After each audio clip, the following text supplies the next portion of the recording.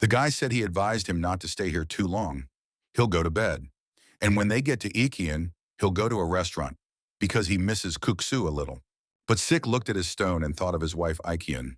It had been so long since they had seen each other. The head was at B's house at the time and said that it seemed like they were talking too loudly. Then he would ask him directly, "Do they have a boy living at their house?" Sue immediately realized that over his head, he seemed to suspect something. Maybe Master had washed more than just the outerwear.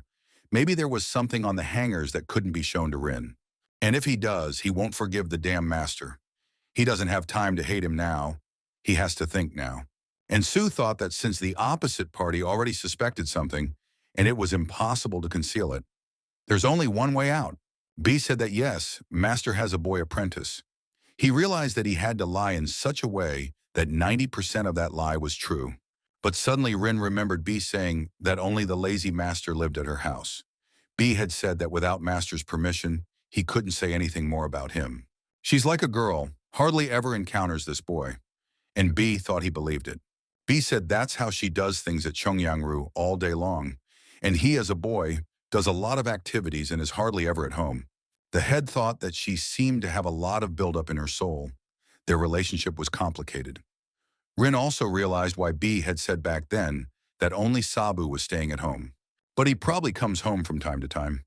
In such a small house, she doesn't live with her family, but with two strange men. It must be scary and hard for her. Sue at this time wondered, why is she silent? Is there still something that is still suspicious? B asked them, could they have something else? The head replied that he didn't. Could B forgive him for interrupting his conversation? Rin also told her that she didn't know she was having such a hard time. Sue at that moment immediately thought, what kind of reaction is this? Rin turned to B and said she had a question for her. B asked, what kind of question? Rin replied that if she offered to go with her, she couldn't, could she? The head told Rin that you can't say such a thing to a person who already has a master. But Namgung stopped him and suggested that he finish listening to the lady first. B said that yes, she couldn't. Unfortunately, she has her own reason too. Sue realized that Rin would forgive her, but Yun B would no longer be there. Rin said she knew she would respond like that. Namgung said that he feels like their masters are getting bolder. Could it be because of Eun B? Rin tells B that she would like to see her again someday. She doesn't know, but maybe in a few years when she's as strong as B. But no, that would happen when she became capable of protecting her. Rin asked, then could she come back here to see with her? B said that she was grateful to Rin, but what would they do? She was actually planning to leave here after she recovered, and in Cheongyangru, she probably won't work anymore. Rin was surprised and asked if she would leave. B replied that it was unlikely that she would be able to find her, and since that was the case, she'd have to do it another way. B said she would have to find her. Rin asked if she was hers. B replied that of course she was, especially since she certainly can't lose her. And according to the contract, she still has to fulfill her 3 wishes. She hopes she won't forget that? Rin replied that no, she hadn't forgotten yet. She remembers everything. But she doesn't know where they will live. Namgung realized that Eun-bi was in a difficult situation. Besides, they don't know what kind of person her master is yet. They can't take such a risk. He realized that they were here unofficially, one might say, undercover. And all the more so if we remember the last case. If their master tells Eun-bi who she is and what happened to her recently, then Eun-bi will know where to push them, which is already very dangerous. B said it was no big deal. Like she probably has her own reason too. And right now she wants to tell her one wish. The head heard and hoped she wouldn't ask to tell the location of their house. Namgung also said that things were bad. All martial artists are very much worth promises and agreements. If she asks to be told, they have no way out. B said that such promises should be made in private. But unfortunately, there's this big door between them. And there's nothing to be done, so let her put her hand here. B said fine and asked if she was listening to her. Rin replied that she was listening and feels the warmth of her hand. B tells Rin that she plans to become very strong. So strong that they won't even recognize her when they meet. And her goal is to become the strongest person in the world. Rin said that she was sure she could do it. She will definitely become the strongest. B said that Rin was just saying that she wanted to be strong like her, and strong enough to protect her. Rin replied that yes, she really does. B said, asking her to keep her word. Let her become a strong Rin. This is the first wish she requires her to fulfill according to the contract. And even more so, it's the only way she'll be able to find her. And when she finishes her training and leaves the master, there will be no one stronger than her in this world. So she will be able to find her easily. Rin said she would keep her word. B asked because then she would be able to find her, right? The girl replied that, of course. B said she would be sure to find her. She asked Rin if they had an agreement. The girl replied that she agreed. Namgung asked, has Madam come to her senses yet? The head replied that it was nearing sunset and she was still sleeping. Namgung said it had been 20 hours since she lost consciousness. The doctor said there were no injuries on the body. Shouldn't we call another one? The head replied that he had already looked it up himself. I think she fell asleep. She had been crying all the time lately. Yesterday her body couldn't take it. The head said, maybe they could wait a little longer today. Suddenly a guard came and answered that the lady was awake. The head came into her room and said that Rin had already returned. Namgung thought, what kind of back? Her eyes, they had changed. Her gaze doesn't just look at a person, but penetrates into their soul. It seems that she finally knows herself. But at that time, the girl came home on horseback and told her people that she was off. And immediately she jumped over the fence. The boy asked her, what about the horse? But Mu told him not to bother. He knows she can't hear him anymore. If only he knew why he was in such a hurry. Max started laughing and said she mentally had been home for a while. Well, they're a hot couple. The girl started yelling that she was home. She walked to the room and yelled to Sick that she had come home, just like she said she would. But suddenly, before her feet, she saw the paper that Sick had in front of her. By this time, a boy suddenly came in and addressed the lady. The girl asked why didn't anyone know. After all, he didn't seem to have been here for a long time. The boy apologized and replied that the Lord had told them not to come here until she returned, not to interfere with his training. The mistress said that the paper must have gotten wet and dry by now. It seemed to have rained after he left. And while she was away, when was the last time it rained, she asked. The servant replied that only once, the day after she left. Mistress said that meant he left the same day she left. But why did he do that? For what reason? But Mistress remembered the moment of saying goodbye to him and angrily slapped her bare hand on the wall. The servant told her that her arm was wounded. The lady replied that it was nothing. She had to go. The servant asked where to go. Mistress replied that tomorrow is his birthday. She thinks he will be back soon. Now she will wait for him. But Sick went to the city of Ikian and approached the merchants and asked where the most delicious kukshu is prepared here. The salesman showed his hand and said he had to go to that building. Sick thanked him and went, but he noticed something before the entrance. Sick came through and said he needed one room for one night. And they also say they make the best kukshu in town, so have them bring a portion to the room. Sick tossed the coins and said that he would pay with this. The boy was surprised and replied that he would count it now. And his room on the left is the last one on the second floor. When he went to his room, he saw a man eating at the table and asked if he had gotten the wrong place. But suddenly the guy said he got there right. But he was too late. The only thing they cook here is those damn noodles. Did he know that every day the desire to see him grew greater? One more time, and would have been ready to go to his soul. Sick asked him. He had changed his face again, so he didn't recognize him, especially since he didn't know he was here waiting for him. Sick said they haven't seen the lords in a long time. Cheon asked with surprise. Lord? Does he think he's a lord? Sick replied that he changes his mask every time, so no one knows what he really looks like. He is a great shadow that commands the martial arts world. But it's his peculiar voice that gives him away, with a sense of overconfidence. It wouldn't be hard for anyone to tell who he is in a heartbeat. Cheon said the undercover brother's mission and everything changed him. He knows how to placate a man. Cheon said that this mission has come to an end as well. Undercover marriages tend to be easy to start and difficult to finish. He was certainly 2 days late, but he still completed his mission with distinction. Sick replied that he had completed it. If he had refused his order, would he have had a chance to stay there? Cheon replied that of course not. Until now, there hadn't been a single person who had been able to get away from him. And honestly, there hadn't been a single person who had even tried to betray him in the past dozen years. And yes, he had always fostered such a nature in them that the mere thought of betrayal was abhorrent. And they come into being because of him. Therefore, it is not proper for the shadow to oppose the light. Or is he wrong, 427? And it seems he still has feelings for that pretty girl. The information he gave him by playing the role of Yang Hong-sik, the son-in-law of that famous family, is not much needed now. And even more so, the circumstances have now become more weighty.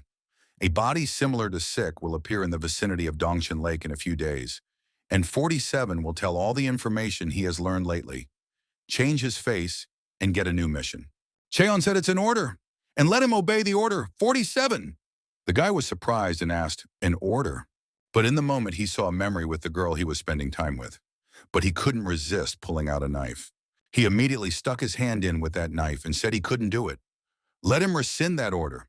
The master said he remembered Sue once resisted, and now he's reincarnating without resistance? Does he see that the boy's getting the hang of it? Sue told him to stop. Who is it that has gotten into the taste? The master asked. What isn't? He thought it would take him a whole month to recover, and he had already gotten up in 2 weeks, and the first thing he did was to reincarnate as a girl. Master asked, not upset that he wouldn't be going to Cheonjeongru anymore from tomorrow. Don't let him get too upset.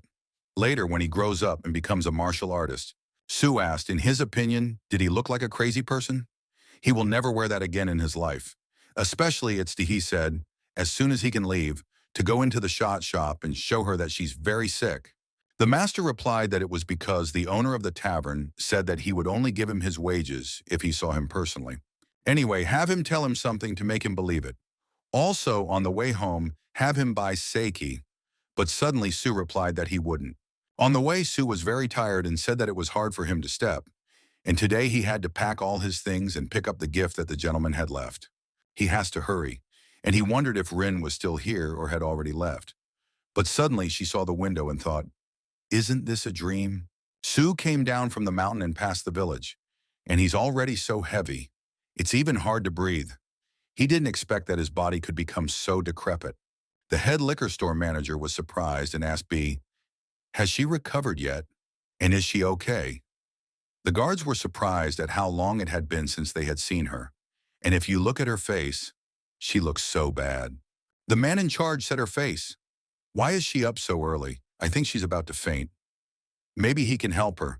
B replied that she thanks them, of course, but she's fine, and she has somewhere to go.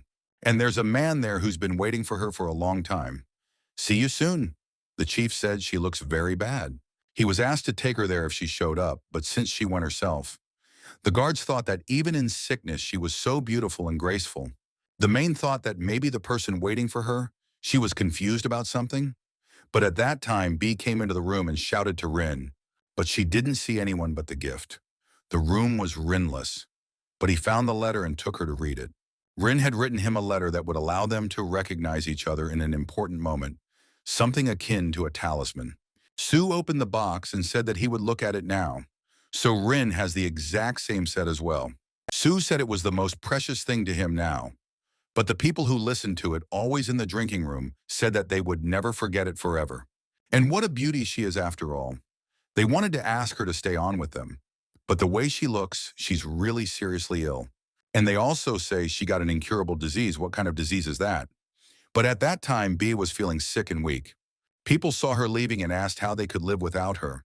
But how long does it take for her to heal? The men told her she must get well and come back to them. Here's the money. Let them help her. B said she was grateful to them for everything.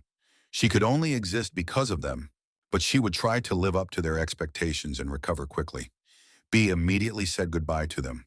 At this time, Sik arrived in town in a carriage and heard people wishing for someone to make her well. Though they let her go now, let her remember, the memory of her would warm their hearts forever. Sik squeezed his hand and said he wanted to resign. When he met with the man in charge and told him it wasn't a betrayal, he just wants to live a simple life. Chan told him that he surprised him. He had sworn loyalty to him, and now he wanted to disobey his orders and resign. Chian said that the Warrior 47 specialty is undercover work. The main tasks are information gathering. He always followed his orders perfectly, so he never disappointed him. He sent him to Cheonmukakwan under the name of Sik to give him information about the forces among the white world of martial artists that possessed great power so that he could recruit them. And let him now put himself in his place. Could he have resigned such a man, leaving him alive? He knows full well that there is no retirement in their profession. He'd better let him tell him what put him on this. After all, he had lived quietly under his shadow before. There was no discontent. Sik replied that he still doesn't have any grievances, but he wants to live the rest of his life with her. Cheon was surprised and asked, "Is it like love?" Well, yes, he had heard that it clouds the eyes, but unfortunately, he had to point out, in his opinion, it wasn't him she loved. Name, age, date of birth, stories about his childhood, and even the type of martial art he learned. It's all just fiction. Or is he wrong? Warrior 47? Sik replied that he didn't care. If he could be with her, he was willing to live up to that name for the rest of his life. Cheon replied that he didn't know what to say, whether to admire him or to say that he had cracked his head. Well, he's matured. Well, let him tell you, he thinks his rich, pretty girl will stay with him even after she finds out who he really is. Of course, they say that love is all about feeling. Don't let him look at him like that, like he's saying something weird, especially since infertility is a key reason for divorce for many people. Sik asked, "What is he saying?" Cheon asked, when he first joined them in Wendai and became a shadow when he swore allegiance to him, he drank the blood cocktail, remember? Did he think it was just unflavored sake diluted with blood? Let him think for himself. If people like them for fun or for business sleep with someone, and then a cub comes between them, what do we do then? Then everyone might think about betrayal, or being a father would make it difficult to go on a murder mission. So he had to take care of that in advance. Sik thought, was this really such shocking news? But is there a cure? Who knows? The world is big. Maybe someone knows. But if someone knows, but what to do next? The shadow can't come into the light. And if he wants to be free of him after all, let him become a master from Wende and decide for himself what he will do. And since he is unwilling to obey him, he gives him the opportunity to fight him. He's not ready now, so he offers to train him. Does he accept? Sik realized that he himself had been a little bored lately, and his body was aching. He'd love to retire. The training place is very far away, and the course is not short, but he will be considered missing for now. His rich wife, he will not send Hong Sik's body for now. Shadow said that the training place was beyond the desert on 10,000-year-old Mount Manansil. The most famous martial artists come there from all over the world. He thinks he'll have something to learn. And most importantly, of course, the duration of the course. It will be 10 years. He can, of course, shorten it. It all depends on his academic performance. The shadow asked his rich lady, is he sure his feelings won't change in the meantime? And a man's feelings do change very quickly, but if he wants to test fate, there's no stopping him. And now they can try to make a bet. If he wins, he'll become a shadow lord and can go out into the world. At this time in the forest, Su came across a tiger that was slowly coming out of the forest. He said that he could see an expensive fur coat on the tiger, and it is very dangerous to prance around in such expensive clothes alone. Su said that he was a brave tiger and asked if he was the white girl's new lover. But the tiger immediately pounced on him with its sharp claws, and Su said that it was not him. Su threw the basket and asked, how was he not ashamed to attack a young, fragile creature like him? Su realized his hand and said that it left him no choice, and having made the attack, immediately said goodbye to him. Su used his knife-throwing abilities, and cutting the tiger from far away didn't even leave it a choice. Su said he almost forgot, safety comes first. It's a mandatory process. Su went to the pawn shop the next day. The man said that things were getting more and more interesting every day. Where does he find such valuable treasures? Su replied that Mother Nature had taken pity on him and decided to give him a gift. And their meeting was brief, but how fruitful. Does he hope he can leave him that tiger claw necklace? The man said sure. He was a very important person in their bank, so he would charge him 1 gold piece for the commission. Everything would be sold as quickly and expensively as possible, and the money would be added to his account. Su replied, lest he forget, no one must know of his origin. The man said that of course he could take it easy. Even in death, he'd keep quiet, and such things would be more profitable for him to sell directly to a costume jewelry store, and he brings them to him. Maybe he has a conflict with the owner of that store. Su replied that he doesn't know. Let him think that he is still embarrassed to sell goods of his own production. Su realized in his head that this master was friends with his master. Paying a commission is also a pity, but every time he finds gifts from nature, he can't give them to master. But Su always cursed his master and said that he had already grown so much, and the old man was still not weak. Su suddenly asked the master, Did he have something wrong? The master asked, so is it not clear? Let him keep quiet and leave. It's a good thing he's the best of the best. Otherwise, if someone else had been in his place, would have been distracted by him, and the tiger would have been finished. Sue replied that he was just wondering if it was possible to transfer human energy into a tigress's body, and where did she hurt herself so badly? The master replied, why is it impossible? What he wants to do, he does. He had just stopped the bleeding and was now giving her back her life force, and it seems she had a fight with a new tiger they had in their neighborhood. The master said that this tigress, both of them so decrepit, and once she recovered, he would turn her into a strong man so she could take revenge. Sue realized that revenge was unlikely. And did the white girl really lose to that tiger? And isn't the white one so weak? But yes, even he almost chickened out in front of her once. He was so sweet back then. The master asked, what was the look on his face? He doesn't have time, he has to go. Since he is free now, let him take care of the white girl. Let him treat her wounds and stitch her up. Sue asked, where's he going? Does he want to find the one who hurt the white girl? The master replied that he should stay out of it. It was his own business.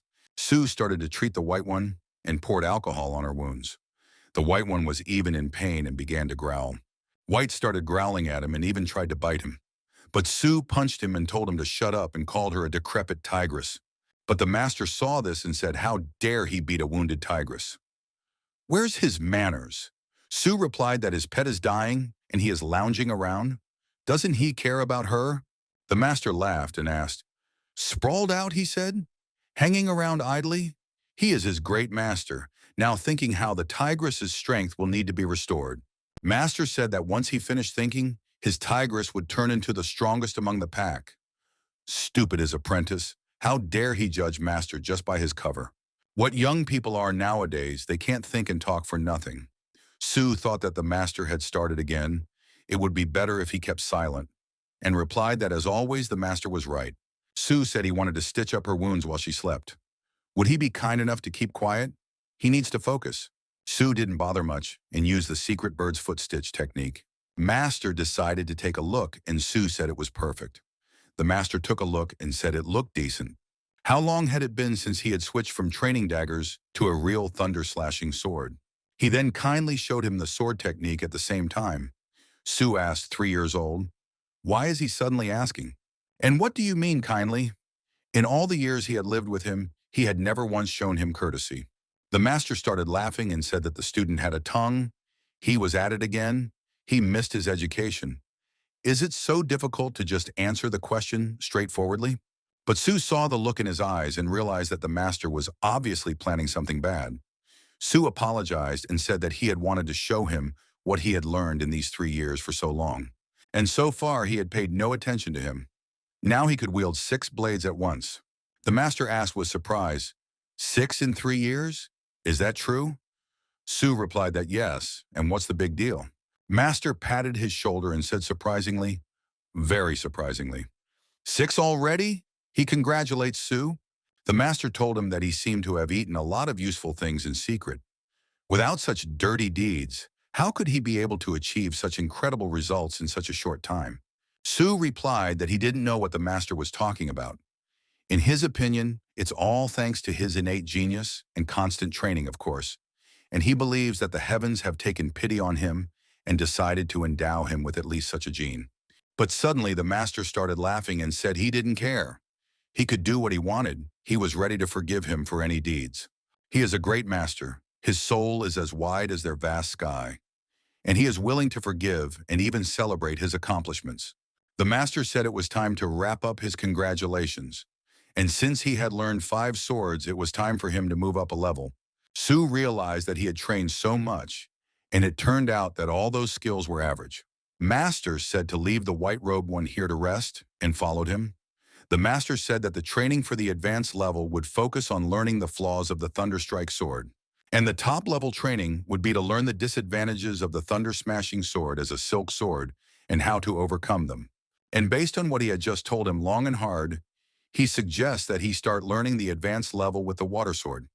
Does he agree? Sue asked. He doesn't mean what he's thinking right now. And the master is such a joker. He agrees with him. The joke is good. The master replied, what other jokes? Let him learn immediately, and immediately pushed him off the rock into the water. Su didn't even know that the master would do such a mean thing to him, and falling down shouted for help. At this time in the base of the Cheonanru martial arts community, the head said that the warriors being raised in Cheonmuhakwan are the hope and future of their country. And he wants to know how things are going this year? Can he have any hope for them? The man replied that he had already selected the top 40 of the best and divided them into groups, 10 in each. And the training was conducted specifically separately by group. Depending on the destination they would then be sent to. The Cheon Ren group is planning to be sent to Mount Shaman, Beko's group to Day Mountain, Henmu's group to Fire Mountain, and Stranger's group to Ami Mountain. Su couldn't swim and could drown, and every time he went under the pillow, he started shouting that he had bracelets on his hands and feet. But suddenly Su went underwater and said that the master is a villain, a monster, an enemy, a murderer. He's wearing heavy bracelets. And if he hated him so much, it was weak to tie up his rock and throw it with him. The water sword of thunder, even the name itself is weird. Does he think he's going to die like this? Su went straight down into the deep water and removed the bracelets from himself. And immediately afterward, he climbed out of the water. Su said he survived. But what about those bracelets? If he goes home without them, the master will destroy him for sure. Su immediately realized that he would have to climb back up to get the bracelets. And this stupid training, he would have to do it too. The master shouted at him that he was a retard, not a smartass. He still hasn't learned how to control a water ball of thunder. He's only good for making money, that's all. Su became very angry and shouted at the top of his voice for his master to be cursed, and immediately went back into the water. And after 3 months, the base of the martial arts community, Cheonanru Music, said that the curriculum was made up according to their performance. Not that the levels between groups, not much difference. Here's the list. The man said he added literature, history, and logic in addition to martial arts to his overall grades. But in terms of martial arts proficiency, all 40 students are on par. That's good, but there are still some things that are a little alarming.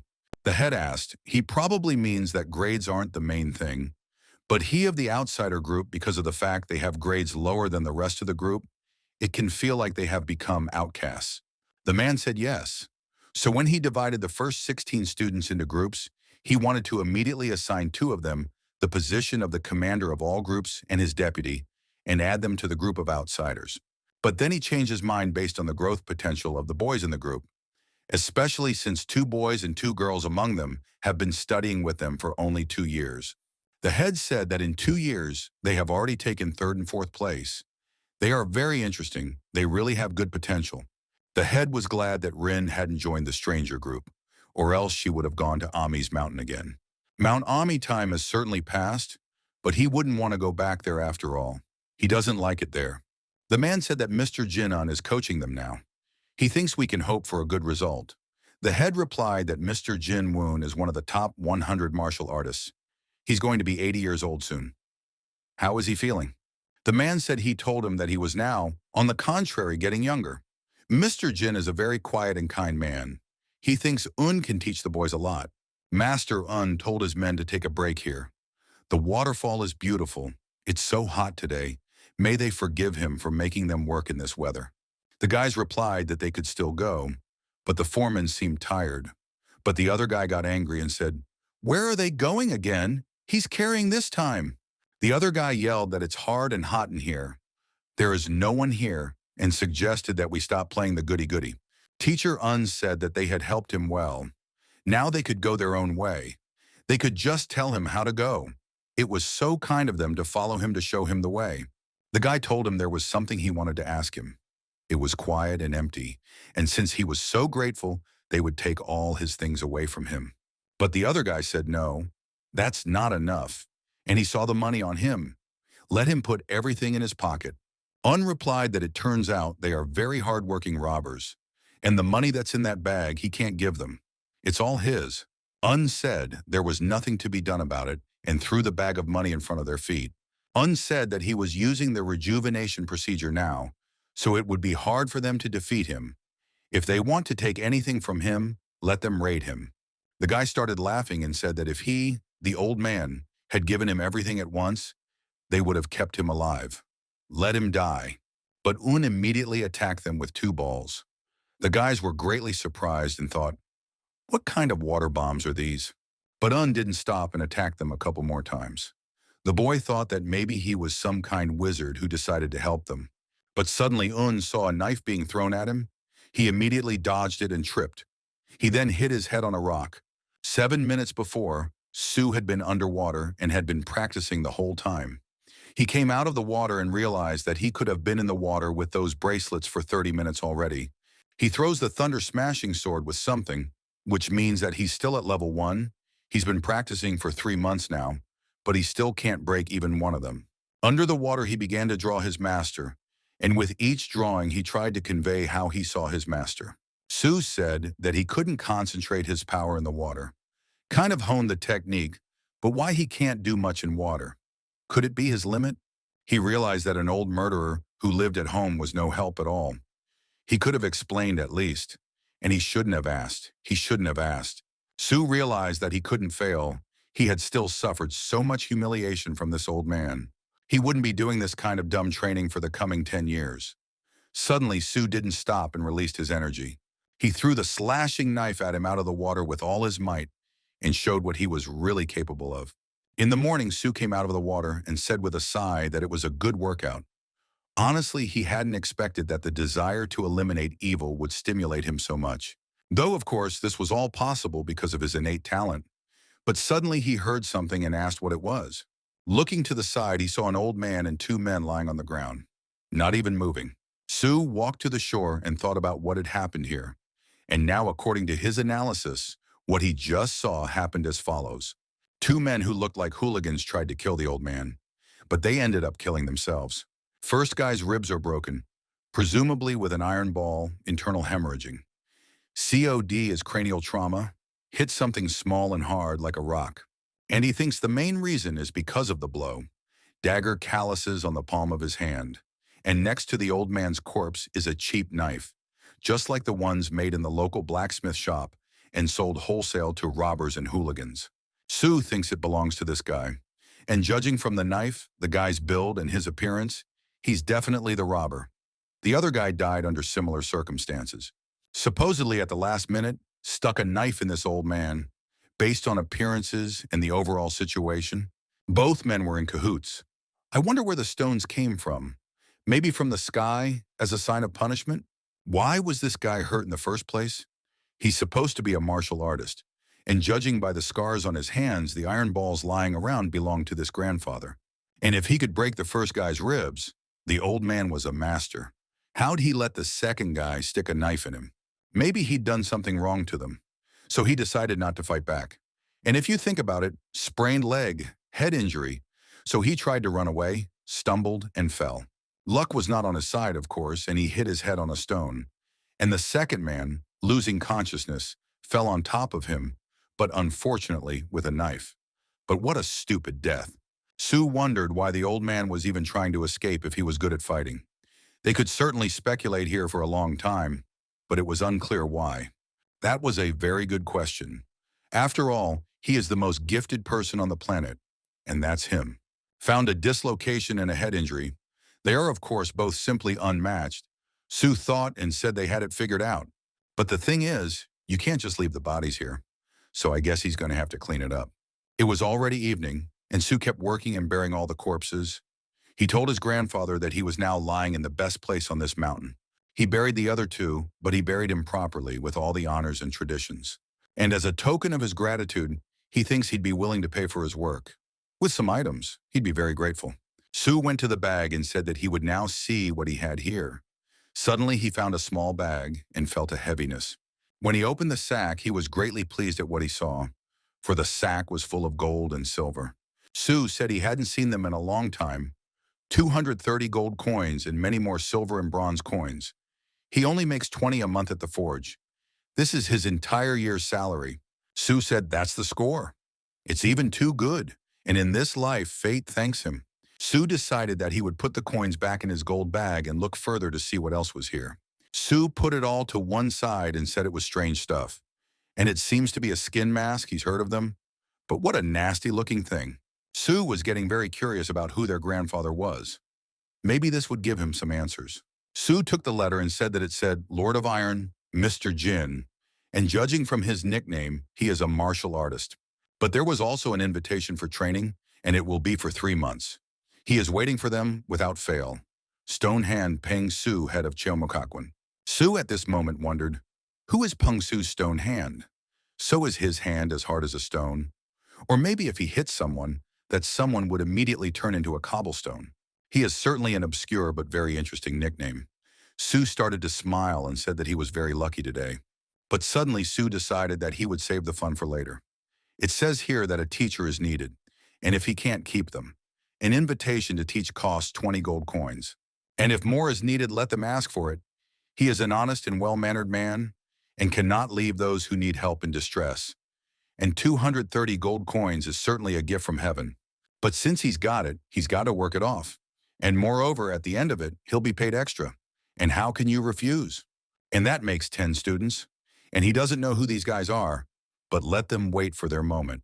The next morning, the group of people were in the forest, and the girl said it was very hot. She asked Namgung if they had a long way to go. Namgung replied that he thought they would reach it soon. They're already on Mount Ami, and they'd better hurry up. But suddenly the guy said that all his clothes were wet with sweat. Namgung replied that he was too. Namgung asked Un, has he already chosen the subjects he will study next semester? Un replied that he had. And of course, military science, geography, and from the category of practical use of the fist and control of 2 swords, he'll take Cheongchuk as his foreign language. And Namgung, what will he do? Namgung replied that it means Cheongchuk. He chose this language too, though he is afraid it will be difficult to get a good grade. He chose the ideology of the South medium level, the astrology of China, the sword of smashing thunder, and one of the walking techniques. All subjects are easy. He just wants to get a higher GPA. Un replied to him that he always picks the hardest ones and still gets excellent grades. Let him tell me how he does it. Namgung replied that he was just having bad luck with lectures, so he was practicing his grades in practical classes.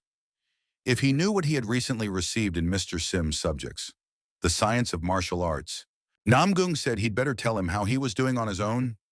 I heard he recently got a perfect score in foreign language, and he got first place among all the other students. Un replied that he had completely failed Mr. Kang's subject, the ideology of the ancient South.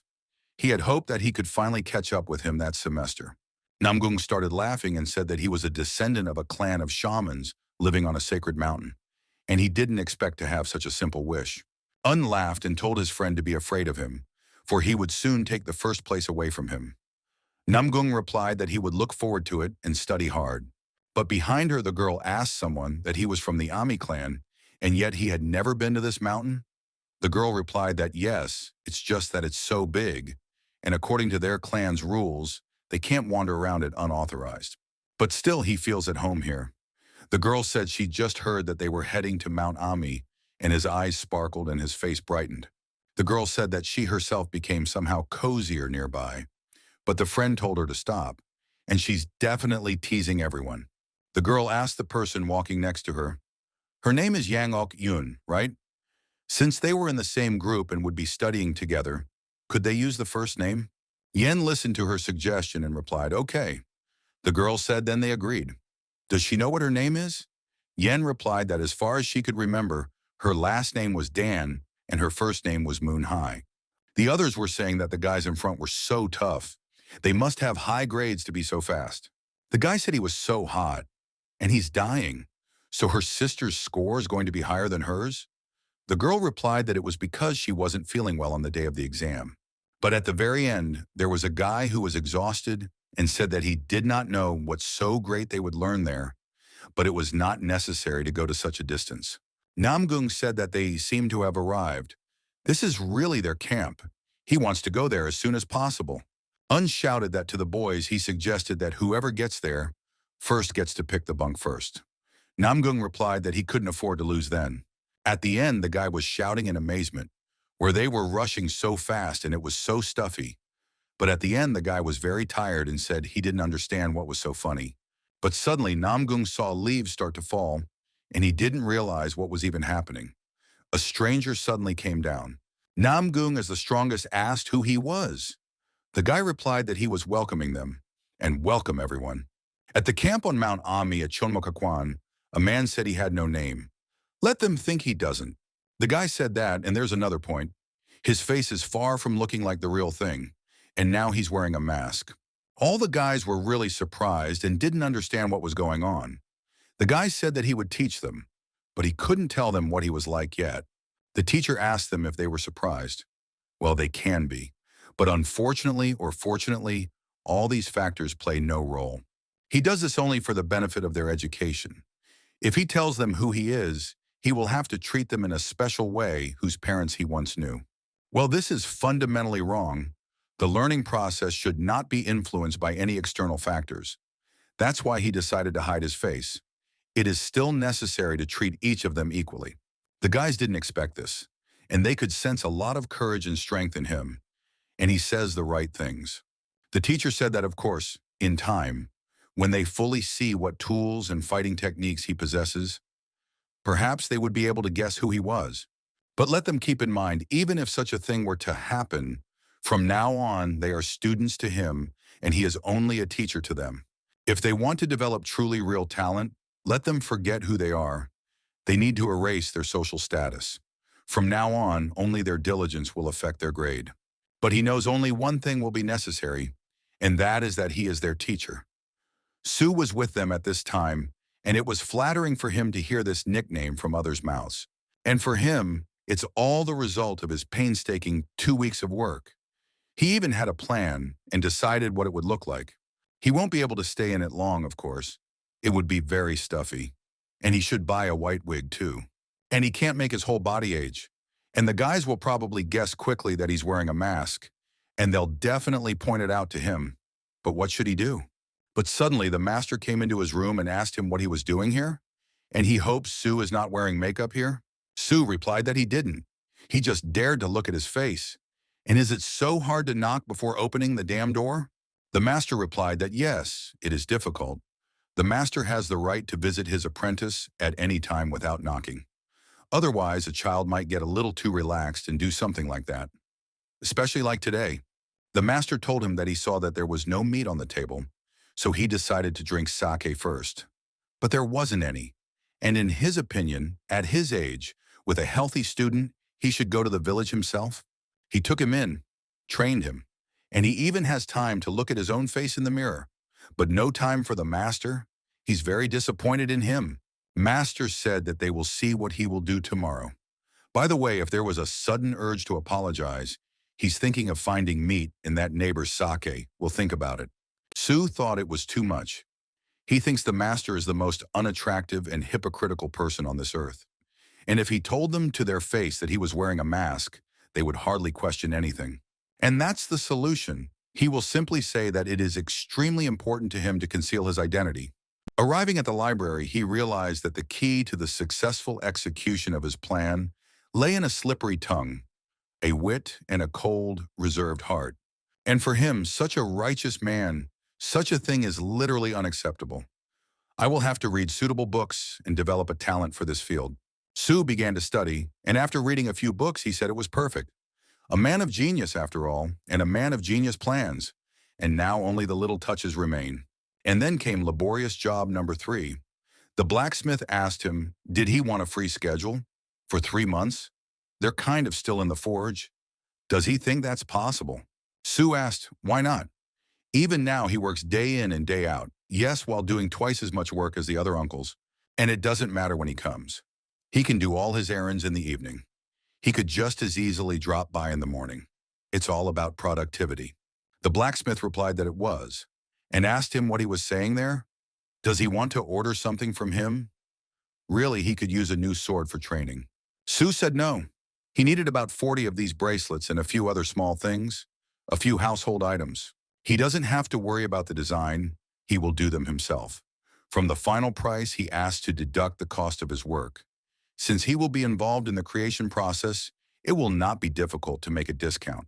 The blacksmith asked, and why did he need such tasteless stuff? And 40 of them. Is there anyone else who would wear such a horror but him?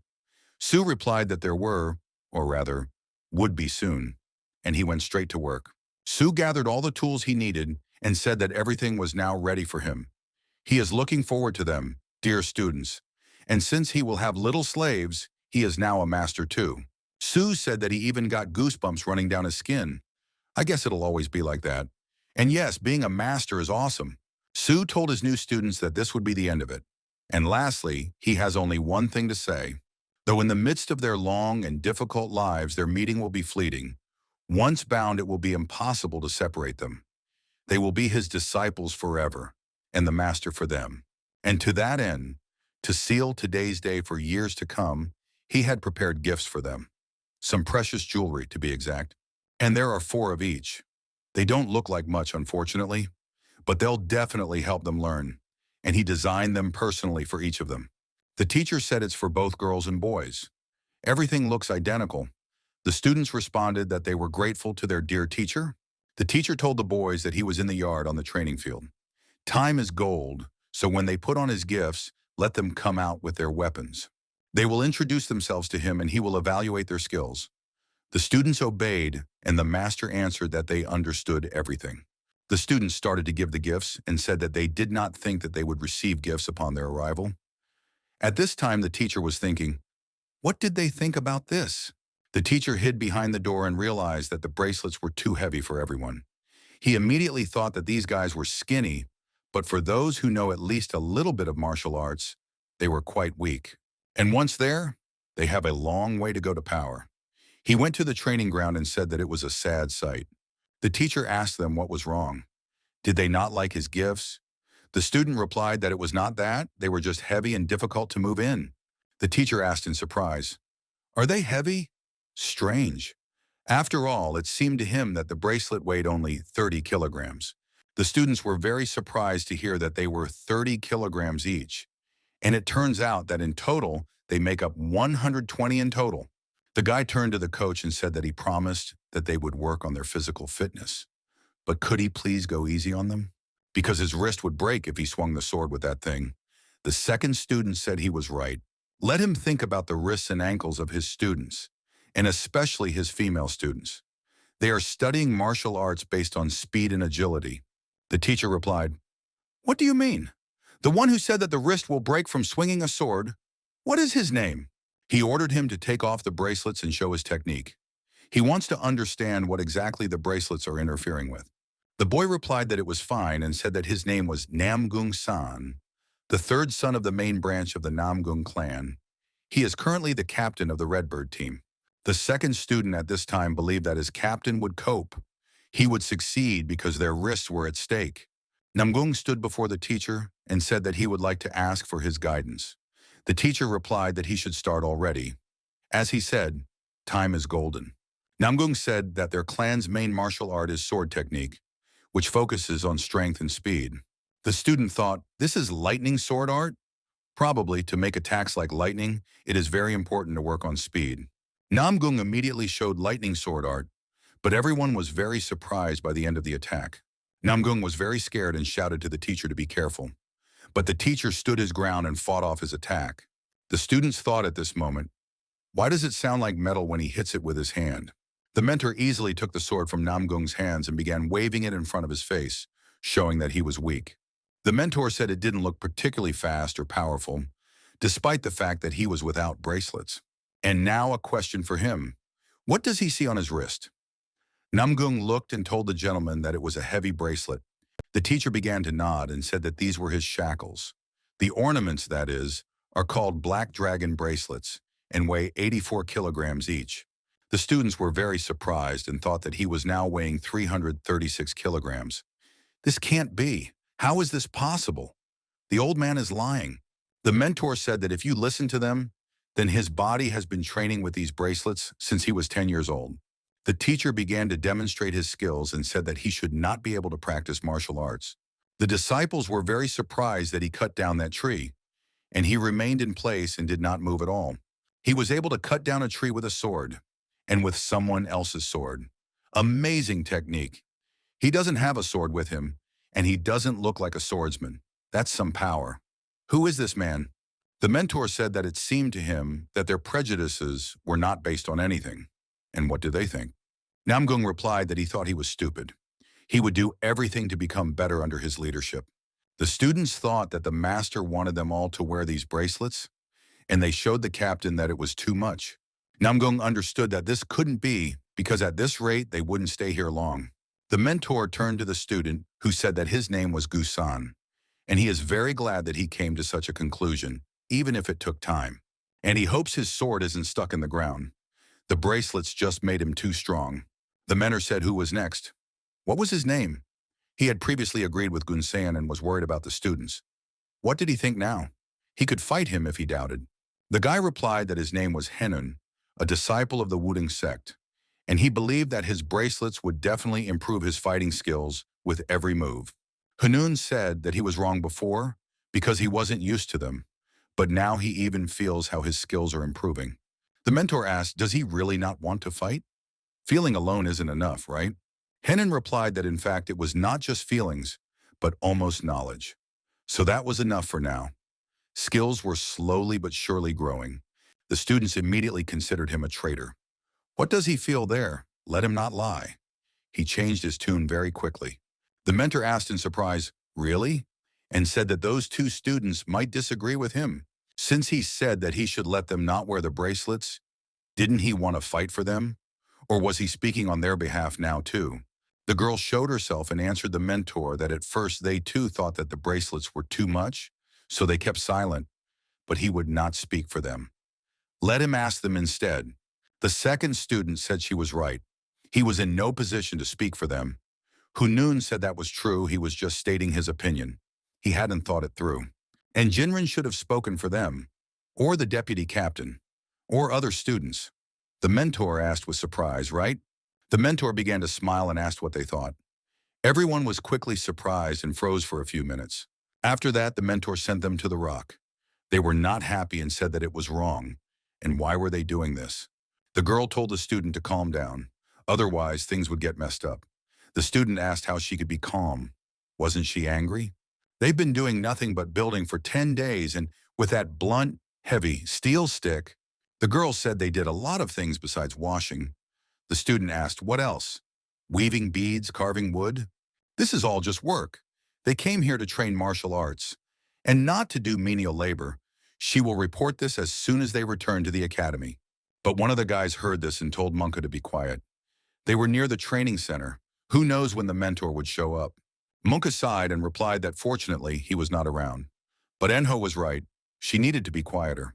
Monkey asked if they remembered what happened to Nozak, right? And if they weren't careful, they might suffer the same terrible fate as him. 5 days ago that day, they were returning from doing laundry for lunch, and they sensed something was wrong, and one of them was worried. The students began to say that they could not stand it any longer. But Gusan, that is their captain, learned of what had happened and tried to intervene. Gusan told Hak to calm down, and that would only make things worse. Hak threw down the axe and told him to get away from him. Could it get any worse? How much longer do they have to do this nonsense? Did they come all the way to Mount Emi to make them do this nonsense? The mentor replied that it was training. How could it be otherwise? Hak asked in surprise. What was this? He called this training. Even a dog would laugh at that. From the very first day, he put them in shackles like slaves. And then he created terrible conditions for them. And he also said that money and everything that glitters will only interfere with their training. And even their clothes with weapons. And then Hawk realized one thing. Whoever had the most money on the team was the main victim. And why did he make them all talk and say it was basic training? Why did he assign Jiren and Hunan to the kitchen? And the rest he divided into washing, chopping wood, hunting, and gathering food. He made them do all the work. And then, after all this hard manual work, he started talking some nonsense about sleight of hand and beads. And the worst thing is that during the break, he makes them carve wooden figurines and says that this is psychological training. They don't even get proper breaks other than to go to the bathroom, eat, and sleep. If he's going to make them do all this crap, at least give them a break. Hawk immediately grabbed his head and said that there was no need to force them to do all this. They needed a normal training. The coach asked, is this a normal workout? So he's just upset that this workout doesn't feel like the real thing? Hack replied that this was not even close to training. It was exploitation, and that's all he makes them do. The mentor immediately remembered how he had asked them if they had enough strength to walk, and it seemed he had treated them too easily. And today they only tasted a grain of what awaits them tomorrow. Hawk said that this is just torture. He won't tolerate this anymore, even if he beats him to death. If he continues like this, he will leave the camp and return to the academy. The teacher was surprised and asked, "Is there a riot here?" Hawk answered, "Yes, there is a riot. Will he teach them martial arts or not?" The teacher said that he decided to start a rebellion because he wants to teach real martial arts, right? The mentor thought, "What a homeless bum. How dare a student rebel against a mentor? He needs to be beaten up. People like him only understand force." The captain told the guy to stop. They were looking at him. He had to be careful. The others would be affected by how he dealt with him. Hawk asked in surprise, "Is he suggesting not to beat him up?" The captain replied that of course not. He was only saying that if he wanted to punish him, it should have some educational value. A fight or a demonstration would be better. Hack said he thought about it. There seemed to be one way. It would be just right for situations like this. The captain said he remembered it too.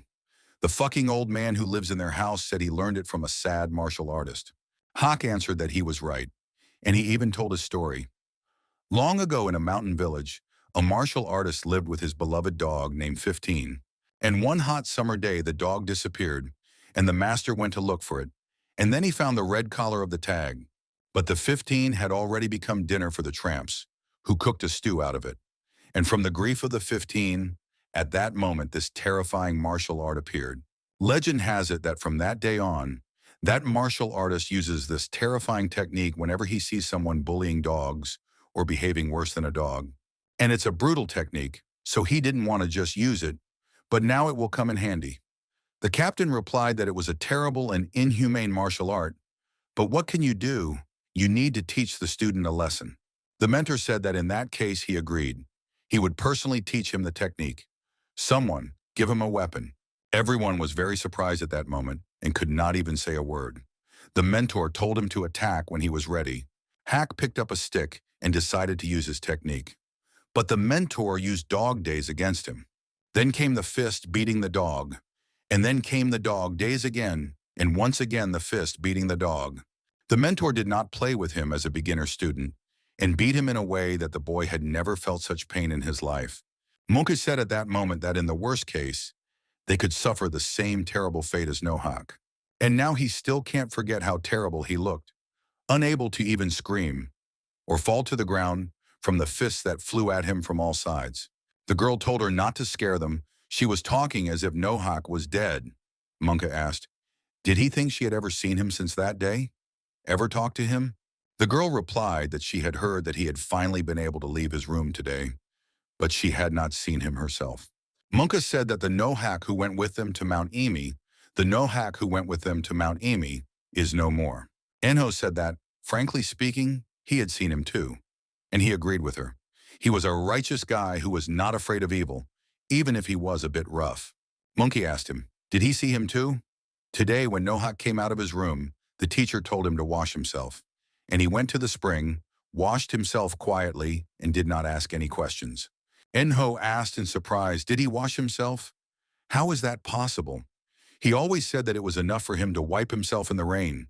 Enho said it was so creepy. When he went to get the sticks for washing, he saw Nohak staring at the axe, and water was dripping from his hair and clothes. The girl asked her, she doesn't think that he's going to use this axe against the demon? That is the mentor? Monkey answered that no. She thought he would go and do his job. He had to chop wood, but he hadn't done that for many days. The girl was surprised and asked why she was so scared then. After the tragedy, she thought he would just do his job decently, like Huangbo. Monkey told them that he was a disciple of the sect of vagabonds. In other words, he was homeless. Enho answered that it was true. And what kind of homeless person washes and works well? He is no longer homeless, but a worker. This means that Nohak's identity as a disciple of the vagabond sect has been destroyed. At this time, Hawk was working in the forest and constantly chopping wood. The guy came up to Hawk and asked if he was okay. He could barely get out of bed. He shouldn't strain himself like that. And that should be enough. He'll cut down that tree and let him climb into the cart and rest. But the master came running and said that he hadn't really done anything yet, and he was already loafing around. Lazy, impudent bum. He was behaving worse than a dog. Let him fight him, and today will be Chanpak. Hak was immediately frightened by this and picked up an axe. and immediately continued chopping wood. The guy told him that he would do everything. Let him stop. But Hawk did not stop, and he decided that he needed to run to him. The guy told him that he would just pass out if he continued like that. Hack was like dead and continued doing his job. The guy turned him around and said he knew what he was thinking. But the mentor wouldn't want him to pass out. That might even make him even angrier. The guy started to tug at him and said that everyone was worried about him. It may be hard to believe, but the mentor had been thinking about him a lot in the last few days. And so it is. While everyone took turns treating him, the mentor told them to make ice compresses for him and rub herbs into him. He even brought them herbs himself. And his skills weren't enough to protect him. So let him at least finish the job for him. He wouldn't turn down a friend who cared about him so much, right? But Hawk didn't know what to say and just kept silent. When the student came to eat, he told Haku that he needed to eat well in order to recover.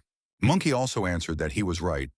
The team of collectors caught this fish for him. It will be especially useful. It will get the blood going.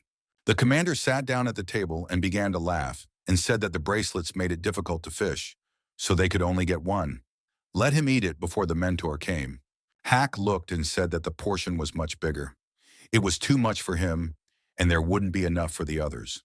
Monkey said that she had gone a little while and said that it would be fine. The guy also answered that it was true. It just so happened that they had no appetite today. That happens sometimes. The commander also said that he didn't want to either. He had no appetite today anyway. And of course, it was his personal problem because Jinren's cooking was beyond praise. The guy behind me said he definitely did. He picked up an egg-shaped rock while he was coming from doing laundry. He left it on his bed. If you heat it up and rub it where it hurts, it will make him feel better. Munka asked what he was talking about. His bruises hadn't completely healed yet, so rubbing them might cause problems. She brought some herbs, just let him rub them before bed. The mentor was walking in the forest at that time and said that there was nothing better than a walk with fruit after dinner. If only they would learn to cook sooner. He can't believe that he has to cook for himself when he has 10 students at his side. They'll only be here for 3 months. We need to get serious about training them. I wonder if that homeless guy was working. He seemed pretty docile this morning. Suddenly, he heard something and immediately climbed the tree. But at that moment, he thought that these were most likely just his students. Why was he hiding? And of course, eating in secret, hiding from the mentor, became a habit. And since he was already here, he would wait until they left. He began to hear all the voices, and now he understood that they were talking about him, although he had run away from the old man for their sake. And he hoped that they would not decide to insult their mentor, his dear students. The captain said at this time that he simply felt sad at heart, maybe because he felt a little lonely when he looked at the night sky. The guy told his friend that he's been talking nonsense lately and can't concentrate on his studies, but he's sure it's not about the bracelets and work.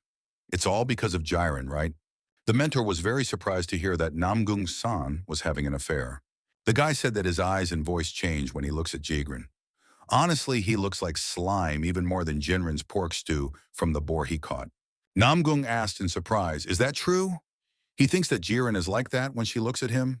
The guy asked, how should he know? Let him go and see what she thinks about him. And at the same time, he needs to share his feelings.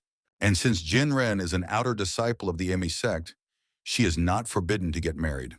Namgung asked in surprise, "Get married? How can he say such nonsense? And so easily?" The guy asked, "What's so difficult about it?"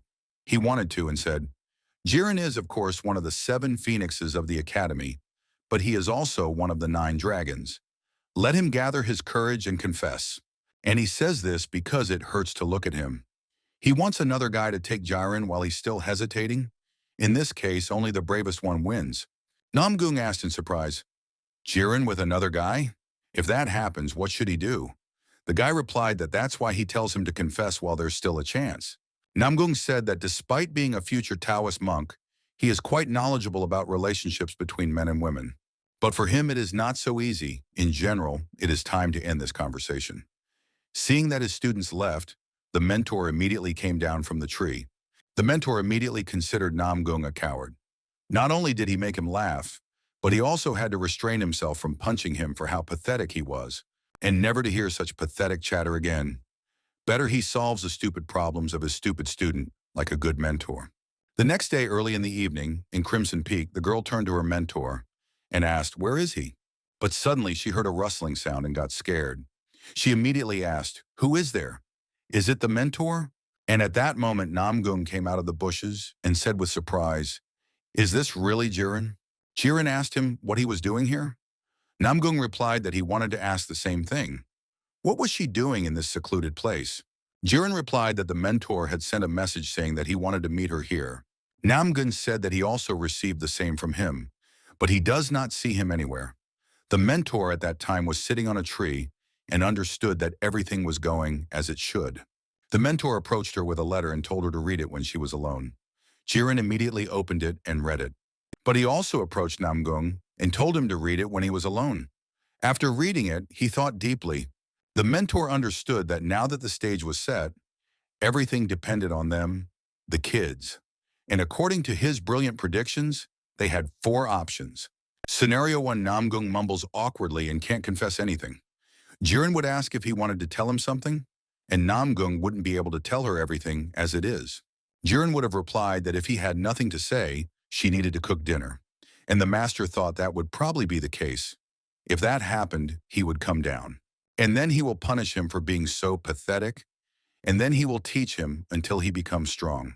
The second scenario is that Jiren asks for time to think, or turns Namgung down. Jiren will say that she will go. Namgung would start crying, and the master knew it would be a pity. But that could also happen. And he hoped that everything would be fine. He would make him as strong as he was sad now. But the mentor will tell him straight out that this happened because he is a pathetic weakling. And since that is the case, he will suggest that he train twice as hard and become stronger. Of course, although unlikely, other options are possible. And the third surprise is that they become a couple. After all, everyone has their own taste, and the universe is a big place. In that case, Jiren will say that she loves him too. Namgung will say that they are truly like 2 halves, and he will propose to her to get married right away. And if this happens, he thinks that they will need to be made into very strong students so that their future is bright. Yes, this is the minimum that he, as a cool mentor, can give them. And these are the most realistic options. The mentor will approach them and congratulate his students. And so that their future will be bright and happy, from tomorrow he will double the number of training sessions. Of course, Namgung doesn't seem like that kind of guy to him, but as a well-prepared mentor, he has to foresee everything. And option 4, Namgung goes crazy. And since these are children who are learning martial arts, Jiren can take care of him herself. But then the mentor will come and tell her to hit him harder until he understands. They will give him a spanking every day. And as a mentor, he must do his best. And since he has prepared a warm welcome for them, he hopes that Namgung will act wisely. But suddenly he was surprised and asked what it was. He saw the tiger heading towards the students. Jiren was saying at this time that the mentor had written them a message, although he could have just said it. She couldn't understand what he wanted. Namgung replied that he didn't understand either. But who knows what's going on in his head? The mentor looked closely and realized that this cat looked familiar. And were there really 2 of them? He immediately remembered the words of the teacher, how he said that it looked as if she had lost a fight to some new tiger. The mentor thought that this was, of course, not surprising. Snowball was probably fighting 2 at once. But Snowball's stupid enemy wanted to attack his students. Jiren said at that time that it was true. And what should they do then? Namgung was very surprised and asked, "Them?" The mentor knew no, and everything was just getting fun. He worked so hard to arrange everything, and then in a second, everything collapses. So what should he do? No matter how quickly he takes care of the tiger, they'll notice he's here. And suddenly it occurred to him not to interfere. They were studying martial arts after all. And these 2, especially Namgung, were like the rising suns of the martial arts realm. And even for him, tigers had become a joke by the age of 15. He nearly suffocated his students with overprotection. But he's not exactly a threat. And of course, no matter how stupid they are, these kids are old enough and know martial arts. Tiger will never beat them. Jiren was saying at this time that if the mentor could still come, they should wait together. Namgung was surprised and asked, "Together?" Since the mentor could come, they should wait together. Namgung said that he could wait that long and suddenly heard a crunch behind the bush, which surprised them greatly. Immediately after that, the tiger pounced on them, and Namgung tried to save Jiren so that she would not get hurt. But the tiger's paw hit Namgung's face. Jiren was very scared and screamed at the guy. But Namgung replied that he was fine. In order for them to run away or fight, they need to remove the weight bracelets. And they don't have time because the tiger's coming at them from behind, and he's running at them again.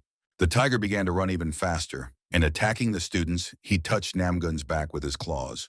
Jiren fell on her back, and Namgung immediately fell on top of her. The teacher wondered what he was looking at right now, not to mention that they were rubbing salt into his wound. Do they not want to live or what? How can they forget that this cat is next to them? Namgung told her to run away and he would distract him. Jiren said she won't allow it, and it's better if she's the bait. Namgung said no, he won't allow it. The mentor saw and spoke and thought, what an abomination. These cockroaches decided to coup in such a position. Namgung and Jiren started arguing over who would be the bait. The mentor looked and saw that they looked happy, but if he left things as they were, it would not end well. The mentor immediately came down from the tree and kicked the tiger without even breaking a sweat. The teacher dealt with the tiger and pushing them with his foot told them to get up. Namgung was surprised and turned around and asked, "Who?" Namgung looked closely and said in surprise, "Master." He replied that he was right, it was him, and asked, "What are they doing?" Jiren replied that Namgung simply wanted to sacrifice himself for him, and that couldn't be allowed. So while she was trying to stop him, they started pulling each other. Namgung asked, "What do you mean, can't let it happen?" He had to do it, and he would gladly give up his stupid life for her. Jiren asked what? She admitted that he saved her. But how could he say that? The mentor thought it was quite strange. The teacher said that he did what he had to for Jiren. What is he talking about? Rolling around in the grass with a red face, and they say it like it was Namgung who defeated the tiger. The mentor said it was strange. The one who defeated the tiger and saved Jiren's life was not the guy who rolled on the grass. And Jiren thanks him simply because he doesn't want to accept the fact that his mentor saved him. Jiren replied that of course not, and they were grateful to the mentor. Namgung also apologized and thanked. The mentor said he didn't care.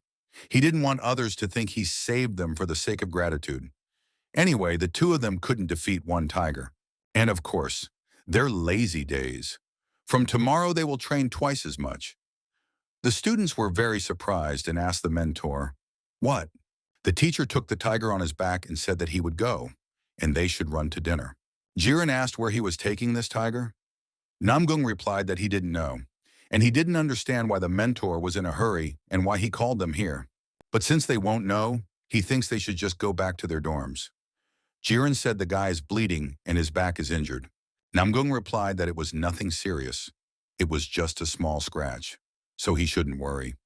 Jiren asked, "What do you mean nothing serious?" Jiren started to spin him and told him to let her examine the wound. Namgung replied that he said everything was fine. Jiren looked at his back and saw big scratches. She was very scared from this. Jiren asked, does he think such a huge wound is nothing? It's not nothing at all. She realized that he was injured while saving her, but so that she wouldn't worry, he didn't even squeak in pain. Jiren said she had a limestone medicine. They needed to stop his bleeding quickly, so she asked her to forgive him. Namgung asked in surprise, "Forgive?" Jiren said she applied the medicine. Now she needs to bandage it. Namgung said it was just a scratch. He's okay, really. Jiren replied that it couldn't be true. Let him just wait, and tore the fabric out of her dress. Namgung immediately closed his eyes and said that she tore her own clothes. Even though she had almost nothing left, she did it for him. Jiren said it was true, but it didn't matter. He risked his life for her. Clothes were nothing. Namgung said that it was true. He felt uneasy that she was doing this for him. Jiren tied him up and said that as she said, it was nothing. Now she was bandaging his wound so he shouldn't twitch. Namgung stood still and waited for her to tie it. But in that moment, he grabbed her hand and pulled her close. Namgung stood up and asked if Jiren wanted to go to the dorm together. The girl immediately remembered all the moments they had gone through and answered that, of course. A month later, the student was underwater and screaming for someone to save him. He can't grasp the sword path for the yin and yang technique. He can barely move the sword because of the resistance of the water. The guy realized that he had been underwater for 7 minutes. And no matter how much chai he had, he was frozen and couldn't breathe. And he was at his limit. He tried to get out of the water and felt that these shackles made every surfacing a torture. When he came out on dry land, he took a towel and sighed, saying that he was safe. He asked Namgung if he was dead. Namgung moved his hand and showed that he was still alive. The guy smiled and replied that he was glad that he was alive. But one of the students came out on dry land, and the guy said that she was better than Namgung. They all went in together, but she lasted longer.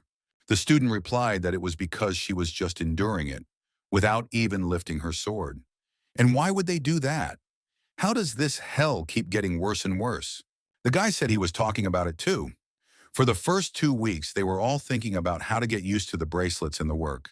The girl replied that as soon as they achieve something, he gives them an even more difficult task. And over the last month, he has simply gone wild. They don't even have time to breathe. Namgung said that a month ago, it seemed, the mentor said something strange. The girl replied that around that time, a wounded man came to their madhouse. And maybe that's why the teacher thought they were weak and intensified their training. Namgung said that it couldn't be, that it was just that. He doesn't know anything? Suddenly, the guy said what that sound was. The girl replied that probably someone had fallen in the hell of the boards. At this time, the rest of the students began to train and stood on boards above the water. The guy said to excuse her, "I wonder what they need to excuse Jiren for." The girl replied that when at least one person falls there, and the water comes in waves. Why do they all fall? And she's surprised that Ren fell first. She's pretty good at balancing on boards. Suddenly, the girl said that the guy had passed out again. That's why the mentor calls them weaklings. Namgung replied that he should rest. Recently, the teacher has been making him his assistant, or something like that. So all training is twice as hard for him. The boy asked, how did he end up in disfavor with the mentor? And what is this? But by this time, the mentor had arrived. The mentor said he was gone for only 15 minutes and everyone had already run away. Why are they lazy? They're not slacking off, right? The girl replied that it wasn't that. Namgung said that everyone just fell by accident. They were probably floating up now. The students found themselves underwater and asked each other what they were doing. Let them be saved. Seeing the disciples leave, the master asked what they were doing. Had he asked them to do the impossible? Just waving weapons in the water and standing on wooden planks in the water, that's all he wanted from them. Is it really that hard to stand on water? They said they were taught agility. If you train properly, even a 13-year-old can do it. The students thought, when did this become something simple? How can they do it in chains? And don't let them tell you that 13-year-olds can do this. The teacher said that if they can't stand on the planks, how can they walk on water? The students thought and thought, what did the master just say? Does he really want to make them do this? Namgung asked his mentor if this was even possible. He had only heard about it, but had never seen it. He thought that maybe the best martial artists of the forces of light could do this. But could they themselves? The teacher asked, have they never seen this? What? Did they all come here from the desert? It's more than possible. Like he said, even 13-year-olds can do it. In fact, an ordinary 13-year-old girl who is capable of this, everyone thinks that she is 16. And one day he ran to the mentor and said that he was finally able to stand on the water. He asked why he was silent. The beast was trying to eat the scary piece of wood. Maybe he would scold her or something. Would he really allow this ball of fur to do whatever she wanted, but not even be able to praise his brilliant student? This is blatant favoritism. The teacher answered him, how loud he was. In the past, people used to get married at 13. Let him not make a scene just because he was able to stand on water at his age. Stop thinking about how great he is and start walking on water. Su told the teacher not to lie to him. When did 13-year-olds get married? If so, he would have great-grandchildren by now. The teacher replied to his dear student that seeing how impudent he was becoming, he was beginning to think that he was beginning to pay little attention to him. Does he know that a heart-to-heart talk isn't such a bad idea? The mentor wondered if the age of marriage wasn't the only thing the mentor had lied to him about back then. Surely not anyone who has studied martial arts at least a little can do this. But he doesn't understand. He can walk on water at 13. It wasn't even that difficult. He thought hard. Where is the truth in this? The mentor said that he understands that they can't do it. They are all weaklings. But have they never seen anyone do it? Are they trying to deceive him? The students began to answer that they swear. And it is true, they only heard. Namgung said that it is good and asked him for the boards. Namgung took the board and handed it to him. And he thought that the master would really show them how to do it. The teacher told them to watch carefully. He threw the board and showed that it was placed like this. And then you need to make your body as light as possible and stand up like this. The instructor stood on the boards and asked if they could see. The teacher said not to dive into the water and float on the surface. This is what it means to stand on the water, the basis of the basics. And when they can do that, then they'll move on to the next step. Moving on water or walking on water, it'll take them about a month to learn. And as he said, even 13-year-olds can do that. The students were very surprised and saw that he really walked on water. He did it so easily. Is it possible to learn this after only a month of standing on water? And what kind of martial arts school did he go to that he was surrounded by 13-year-old kids who walked on water? The mentor said that his students should be able to do at least this, if of course they want to leave here safe and sound in a month and a half. Of course, if it is not enough for them, they can always move up a level. Namgung told the teacher that it was too much for them. And is there even a next level after walking on water? The mentor replied that of course not. Why would he talk about it if it didn't exist? It's a tricky technique, so it takes 6 months of training, but let them watch carefully. The mentor began to demonstrate his abilities on the board, and he spun over the water as if on dry land, spinning over the water and jumping onto the land. He asked the students if they had seen it and if they wanted to try it. But suddenly the students started denying everything and saying no. After 2 weeks, the student was practicing and saying it was so weird. He gets stronger after training, but why does it get harder and harder for him every day? Is his mind dulled by all this fatigue? No wonder, it's all because of this lunatic. He makes them stand on the water all day and always drives him back and forth to the Crimson Peak. The teacher turned to the student and said that he had run out of water. Dinner would be coming soon, so he should quickly run up the mountain for water. The boy asked in surprise, was he talking about him?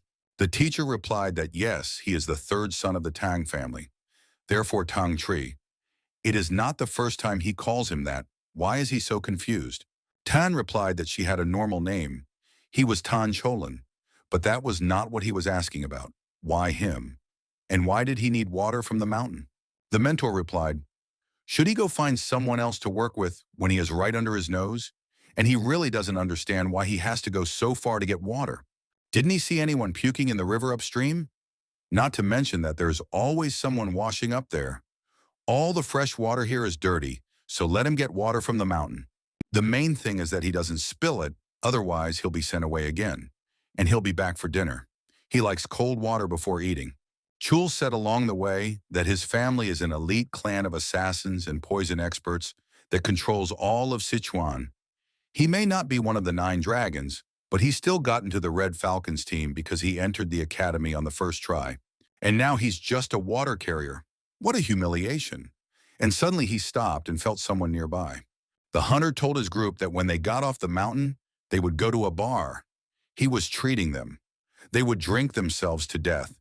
Chal saw them and thought, are they martial artists? They don't look very impressive. And now he needs to hurry back. But suddenly one of the hunters asked, who is coming? Turning around, Chal began to listen to the insults as they said that he was a freak, and let him immediately get out of the way. The hunter grabbed his shoulder and said, you dirty bastard! How dare he look at the great Kang Chung-han, the Windao of the Central Security Bureau, like that? And what's with that look in his eyes? Stop looking at them and let him move his dirty ass. Chal understood that Dao was a Chinese weapon with one sharp edge, but he was not afraid and turned over one of his attackers. The boy asked who he was. Chal told him to shut up and fight him. At this time, the mentor was already asking why Chal was taking so long. The girl asked in surprise that this idiot went to Crimson Peak. She heard that there were a lot of bears there lately. Mooney said that Chal was arrogant, but he wouldn't go there. She heard that the teacher told him to go get water from Sohan Peak. Chiron asked in surprise, Sohan Peak? People from her martial arts school often go there. There are almost no animals there. The student also said that he had been there a couple of times. He would finish washing the dishes and go and see what was wrong with him. The guy also supported him and said that he would go with him just in case. The hunter was attacking Chal with his sword at this time and shouting for him to die. But the disciple easily dodged and kicked him. The chief looked and said that the mountain tramp was not bad and he would be his opponent. Chal thought it was their boss. And why didn't he bring a weapon? He was hungry and tired from training. He should have eaten more at lunch. The boss pounced on him and shouted that here he is. At this time, Chal believed in himself and repeated that he could handle it. Let him be strong.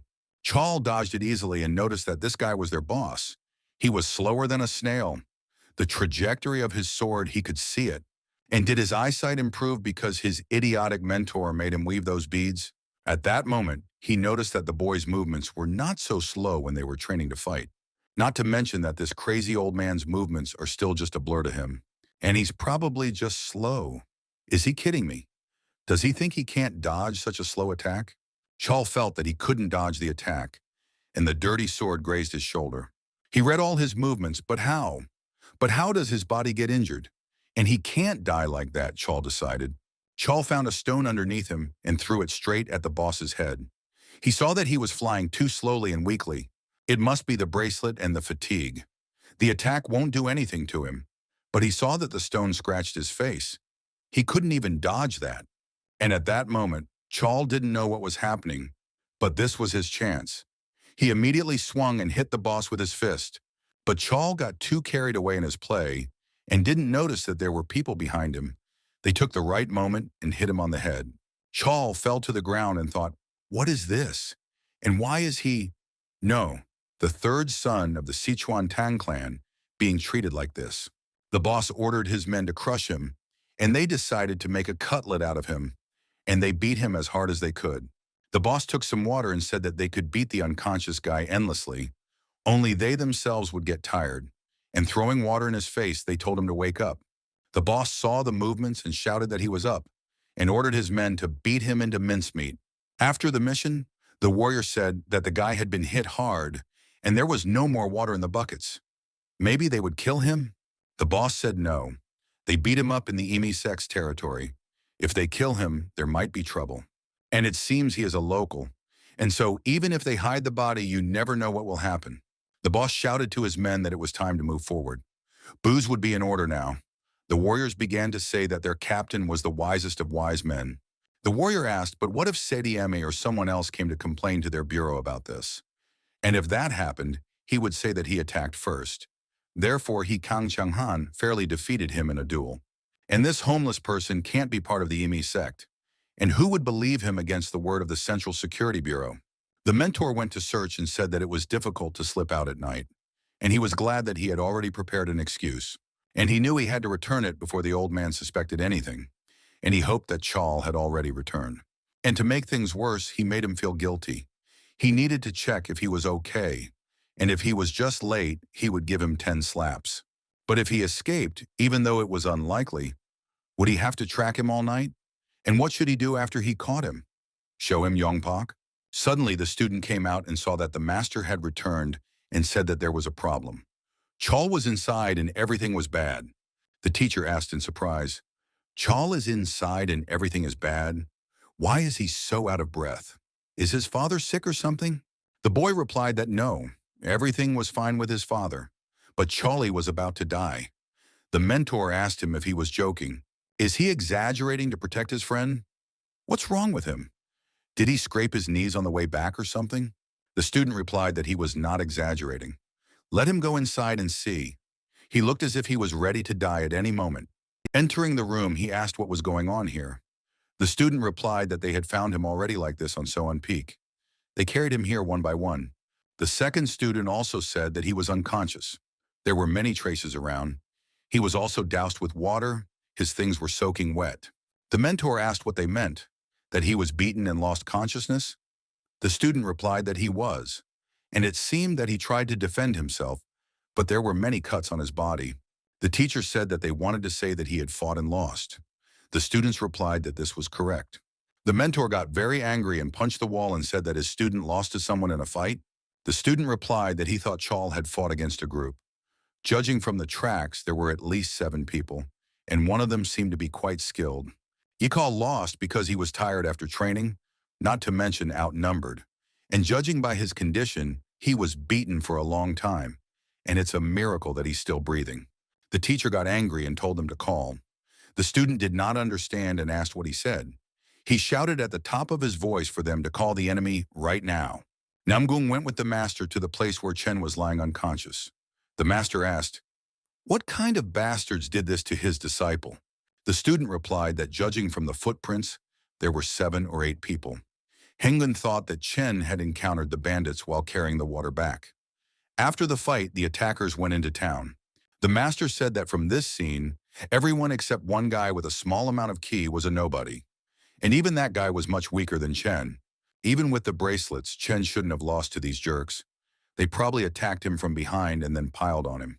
The mentor started shouting that they were vile bastards. How dare they fight unfairly with his student? The student told the master that he was absolutely right, and to act so meanly it cannot be allowed to go unpunished any longer. The mentor replied that low or not, after what they did to his student, he would never forgive them. Namgung understood that only a mentor could bully his students. How dare they do this to him without his permission? And their mentor is so angry. He is a strange man, hard to understand, but he seems to care about them. Of course, he is ashamed that all this time he wanted to run away from such a person. The teacher told Hunun, Huangbo Jingguo, that the doctor from the northwest village is the best doctor in the region. Let them find him. And Ren and Mune will stay here and take care of Chen. The students noticed that he seemed like a local when he gave cold, precise orders. And he must have been preparing for situations like this long before they arrived. The teacher told Nahaku to go with San-san and collect as many Chinese violets as possible, and to return in 2 hours. And San-san is part of the collecting group. She should know what they look like. Namgung said that Chen said that they are good for nausea, colds, and blood circulation. So they are good for treatment too. The mentor waved his hand and said no, not for treatment. The Chinese violets were needed so that they could continue their training. If they couldn't return in the allotted time with a bunch of violets, they would have no future. The girls immediately gathered and said that they were already running. They of course understood that there were strange orders from the mentor, but that was still good. After examining the area, the mentor said that it was time for them to return. Perhaps the doctor should be there. And he was wrong, because it takes longer than he thought. Namgung noticed that the mentor gave orders so confidently that it calmed him down. But he didn't panic despite the urgency. And he may not fully understand it, but he has no doubt that following his orders is the best option. The teacher gave the money and told his student to go and buy alcohol in the village. The student asked in surprise, "Alcohol?" The mentor replied that he did. Didn't he say that he came from a famous merchant guild? Let him manage the budget skillfully and buy the best alcohol for a bribe, a gift, and return as soon as possible. Namgung asked, "Is this for the doctor who will treat Chen? Is he a famous connoisseur of alcohol or what?" The teacher asked in response, "Why would he give the doctor booze when they need to save money for treatment?" And he said that he should stop talking nonsense and let him take the buckets. They were their property. They couldn't just leave them. And since they were here, let him get some drinking water. The teacher waved his hand and said that he was going back. Namgung took the buckets and was very surprised. The doctor checked the boy and said he had done all he could. The mentor asked how he was. The doctor replied that there were cracks in the bones of the arms and ribs, bruises, torn muscles, and inflammation of the entire body. But there is no internal bleeding, broken bones, or serious cuts. He did not find any serious wounds, but he will need to be treated for at least a month. He will give him medicine when he returns to his clinic. The mentor asked how much the treatment would cost. The doctor replied that everything was written down in detail here. The mentor opened the paper and asked if it was really necessary to write all of this down. And wasn't it terribly expensive? The doctor said yes. He tried to give him as fair a bill as possible, but not only was he in critical condition, but the treatment he needed was very serious. The mentor said that he would recommend the doctor to everyone and asked for a discount. The doctor told the gentleman that he could not, especially since the entire region was already being treated by him. The mentor asked, maybe in installments? The doctor answered that it wouldn't work either. You have to pay in full? He asked, what about a little later? The doctor answered that that wasn't possible either. The mentor said, maybe he'll give them a small discount. Attentive attitude to the client will give him big advantages in long-term cooperation. The doctor replied that no, I wouldn't give him a single coin. The mentor replied that in that case he would have to pay. Namgun came to the school with buckets of water and began to ask the boys. But holding the torch in his mouth, he did not say anything clearly. The guy told him that they don't understand him. Let him take the torch out of his mouth. The mentor is very angry. He even got goosebumps. The master came to the city and said that the criminal was Kang Chang-han from the Central Security Bureau. Chen said so. Is he sure? Namgung replied that he mumbled all night. came to his senses and lost consciousness, and that he mumbled 17 times during the night. By recording all the mumbling and finding similarities in pronunciation, they were able to figure out the identity of the bastards who attacked Chen. The student got angry and said, "This is that damn Kang Cheng-han from the Central Security Bureau." Mooney said it was definitely him. As proof, Chen gnashes his teeth every time he says his name. It must be Cheng-han, the leader of this group. Jiren also said that if her memory serves her right, there really is a place called the Central Security Bureau in the nearest town. The student replied that the Central Security Bureau was one of the 3 largest security bureaus in the Sichuan region. The mentor said that in that case, they would be easy to find. They probably had a big building. He asked if everyone was ready. The students all gathered in one place and answered the master that yes. He turned to Jiren and said that he wanted her to walk right behind him and be the leader. She can do whatever she wants with them, just not kill them. Since Zhen cannot participate, his share must also be registered. Jiren asked if she could really do whatever she wanted. The mentor didn't mince words and replied that of course. All the students thought she was crazy, and they never bullied her. Namgung felt that at first it sounded terrible, but if you think about what they did to Chen, it was quite normal. The mentor smiled at the end and said that now they can go. Arriving at the place, Jiren replied that they seemed to be there, and it said the Central Security Bureau. The student told the mentor that the sign said Central Security Bureau. The mentor asked, "So what? Even if you read it from right to left, what's the difference? The meaning is the same." The student asked if he was sure. The teacher went to the door and told them to call the chief. The guards asked what they were even talking about. The mentor replied, "The main one. They don't understand what that means. He wants to see the one who is responsible for this place. If they don't call, they will break in and find him themselves." The guards immediately pounced on him and asked, "Is the old man in his right mind? How dare he provoke them?" But the mentor waved his hand and easily threw the guards in different directions. The mentor turned around smiling and said that he thought they had just been invited in, and in that case, everyone except him. Let them take off their bracelets. The teacher immediately kicked the doors, and the students were also very happy to be freed from the heavyweights. Having destroyed the large doors in front of them, the guards immediately became frightened, and with the blows of the bell tower, all the people immediately gathered in the center of the city. And then the chief came out in front of them and said, "Who dared to come into his kingdom?" And even without asking, the student said he looked like a captain of the Central Security Bureau. Their symbol is a lotus. Only captains and those above can wear it openly. The master asked if he was that bastard named Han Genshin, or Kang Cheng-han, or whatever his name was. If not, then let him get lost and call his boss. He had business with him. The chief said, "How dare they? A herd of bandits!" and immediately ordered his men to take him. The mentor was not surprised by this and immediately released the Red Falcon team against them. This was the 4th team of the Heavenly Warrior Academy, the Red Falcon team, the top 10 most promising talents of the Light Forces. Jiren took command of the team and immediately jumped out to attack the enemies. She was never like this before. Some were naive, some were gentle, some were cheerful, and some were noble and followed the path of Tao or the teachings of Buddha's boundless compassion. Sure, most had a down-to-earth worldview or a unique hobby that made them forget everything else. But even so, they never crossed the line. Among them, of course, there were those who did not know how to behave decently and were hot-tempered. Hawk started waving his stick and telling the enemies to finally fight him. And today they beat him and he beats them. But they have never stooped to this. The apprentice fought, and at the moment of the blow, she felt that she did not think that she would send him flying.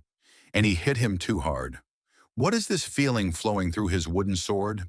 The student felt that his sword was too light, and it seemed to have become much stronger. And incredible. Why does he like it so much? Namgung thought, why is he thinking about this while beating people? One of the enemies saw this and said that he was thinking, and ordered to quickly capture him. At the moment of the blow, the enemy asked the disciple, why did he attack him? The disciple asked, is he blind? Does he look like one of their disciples? He thought that perhaps his skills had increased so much. But why did his image remain the same? During the battle, the disciples shouted that this was revenge for Chen, and their bodies really became lighter, as if he had lost weight. The students shouted at Enho to stop beating up the same guy. Let him move on to others. The security bureau is bigger. There are a lot of people here. The students were very happy during the battle and shouted that they were very happy without bracelets, and one of them suggested to have a competition. The loser will clean the dorm tomorrow. Namgung felt that everything was right. He was just weak-willed. He couldn't lose when everyone was trying so hard, and he decided that he would try his best too. But why wasn't anyone attacking him? Namgung asked Oken where she went.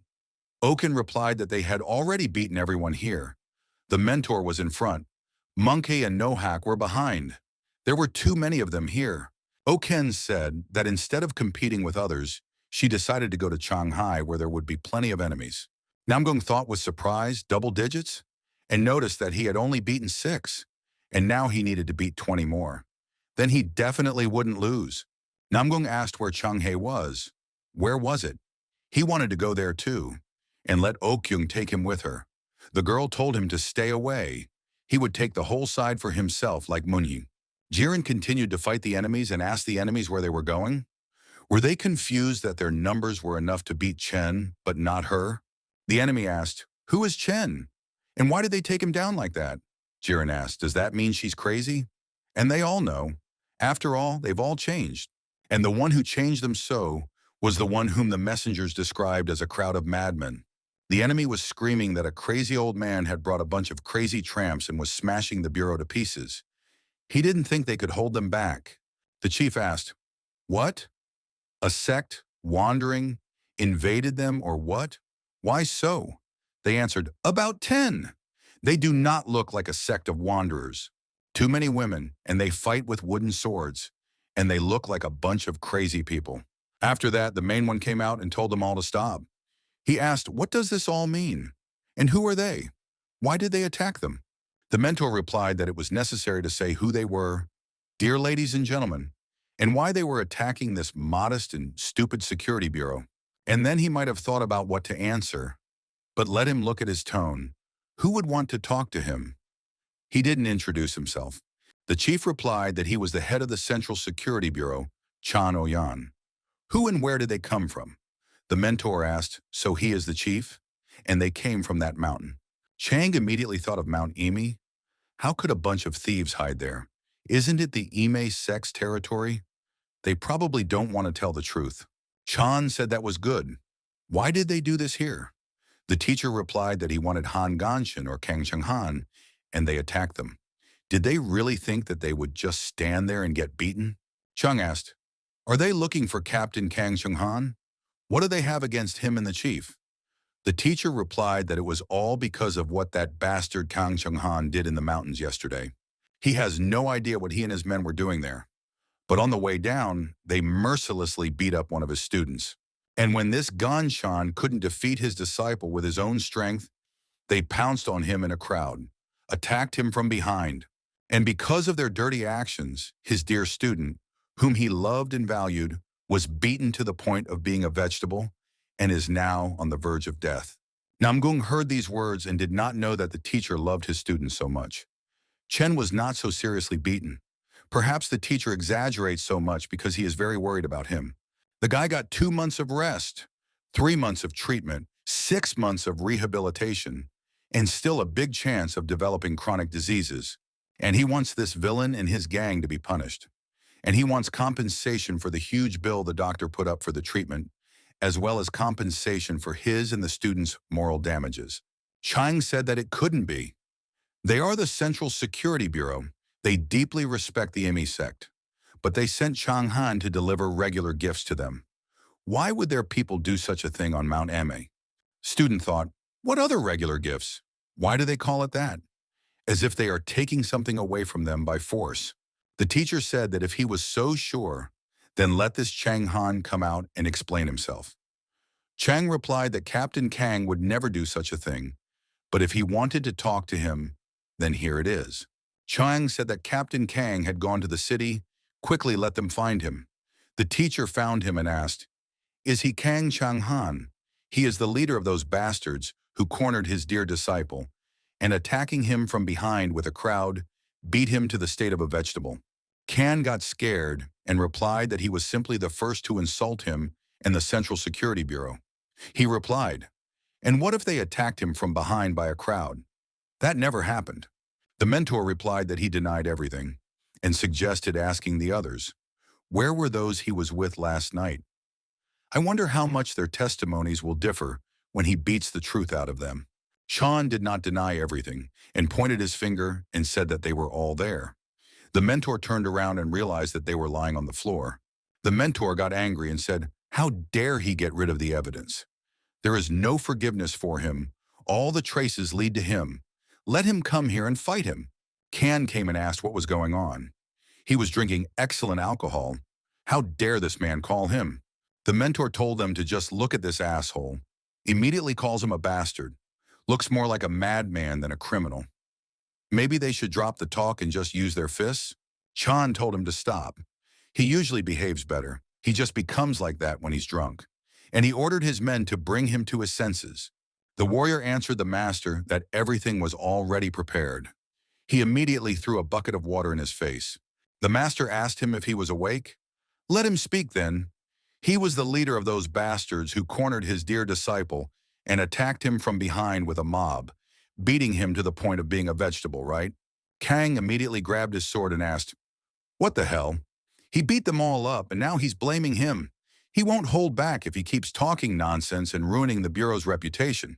The mentor was surprised and threw his stick to his student, and he asked the enemy, why is he standing there? Where is his favorite blow to the back? He just turned away. At least he had a chance to defend his tiny fingernail-sized honor. But it turns out he's not only a vile piece of shit, he's also stupid. Kan asked him what he had just said, and he pounced on the teacher with his sword and shouted that he would regret it. Namgung said that guy said he would make them regret it. And imagine fighting a mentor and with a sword. Enho asked why the mentor brought a wooden sword if he didn't even use it. He never even swung it. Oken said that given his personality, he probably thought he would look cooler with a wooden sword in his hands. The student asked what would happen to him now, I wonder. Jiren answered immediately that only death. Hawk said no, he had already lost his sword. He could bet his dinner that he would die a horrible death. Jiren said she was betting all 3 meals, from dinner to lunch tomorrow, on this. He would definitely die. A student asked what the point of arguing was if everyone was betting on the same thing. Oken replied that it was. But one of the students said that he had bet on the opposite. He did not think that the teacher would kill. He would want to die, but the teacher would not let him get off so easily. He puts dinner, breakfast and lunch, and even dessert that he will survive. The guy was surprised and asked with surprise, so much food? Namgung asked him if he had overdone it. Betting is betting, but he also had to live. Yonho said that when he missed 1 meal, he almost died during that training. If he starved again, he really might not live to see the end of the month. The student said that it couldn't be. Doesn't it remind them of anything? But Hawk suddenly covered his ears and didn't even say anything. The mentor at this moment immediately used the attack dog days. Dog beating fist. Hawk was scared and saw how he was beaten too. The student immediately calmed him down and said that it was in the past. It would not happen again. But the boy replied that to be precise, he was not beaten like that. He thought that this was part 2 of Yongpak. Chan asked if he was dead. The teacher replied that he was half dead. If they didn't help him, he might die. Jiren said that she thought the mentor would be even more ruthless than him, but he only used Jongpak on him, not Marpak. The student replied that this was even more frightening. He would have to endure at least 6 months of hell, and when he recovered, he would not be able to fight. And he would also be fired from the Bureau because of what had happened today. And then if his family finds out about it, he'll probably have to hide for the rest of his life, right? Jiren replied that he said that life was worse than death for him. Enho felt that she was scary. At that moment, Namgung realized that, as he had thought, he could not make the Sichuan Tang clan his enemy.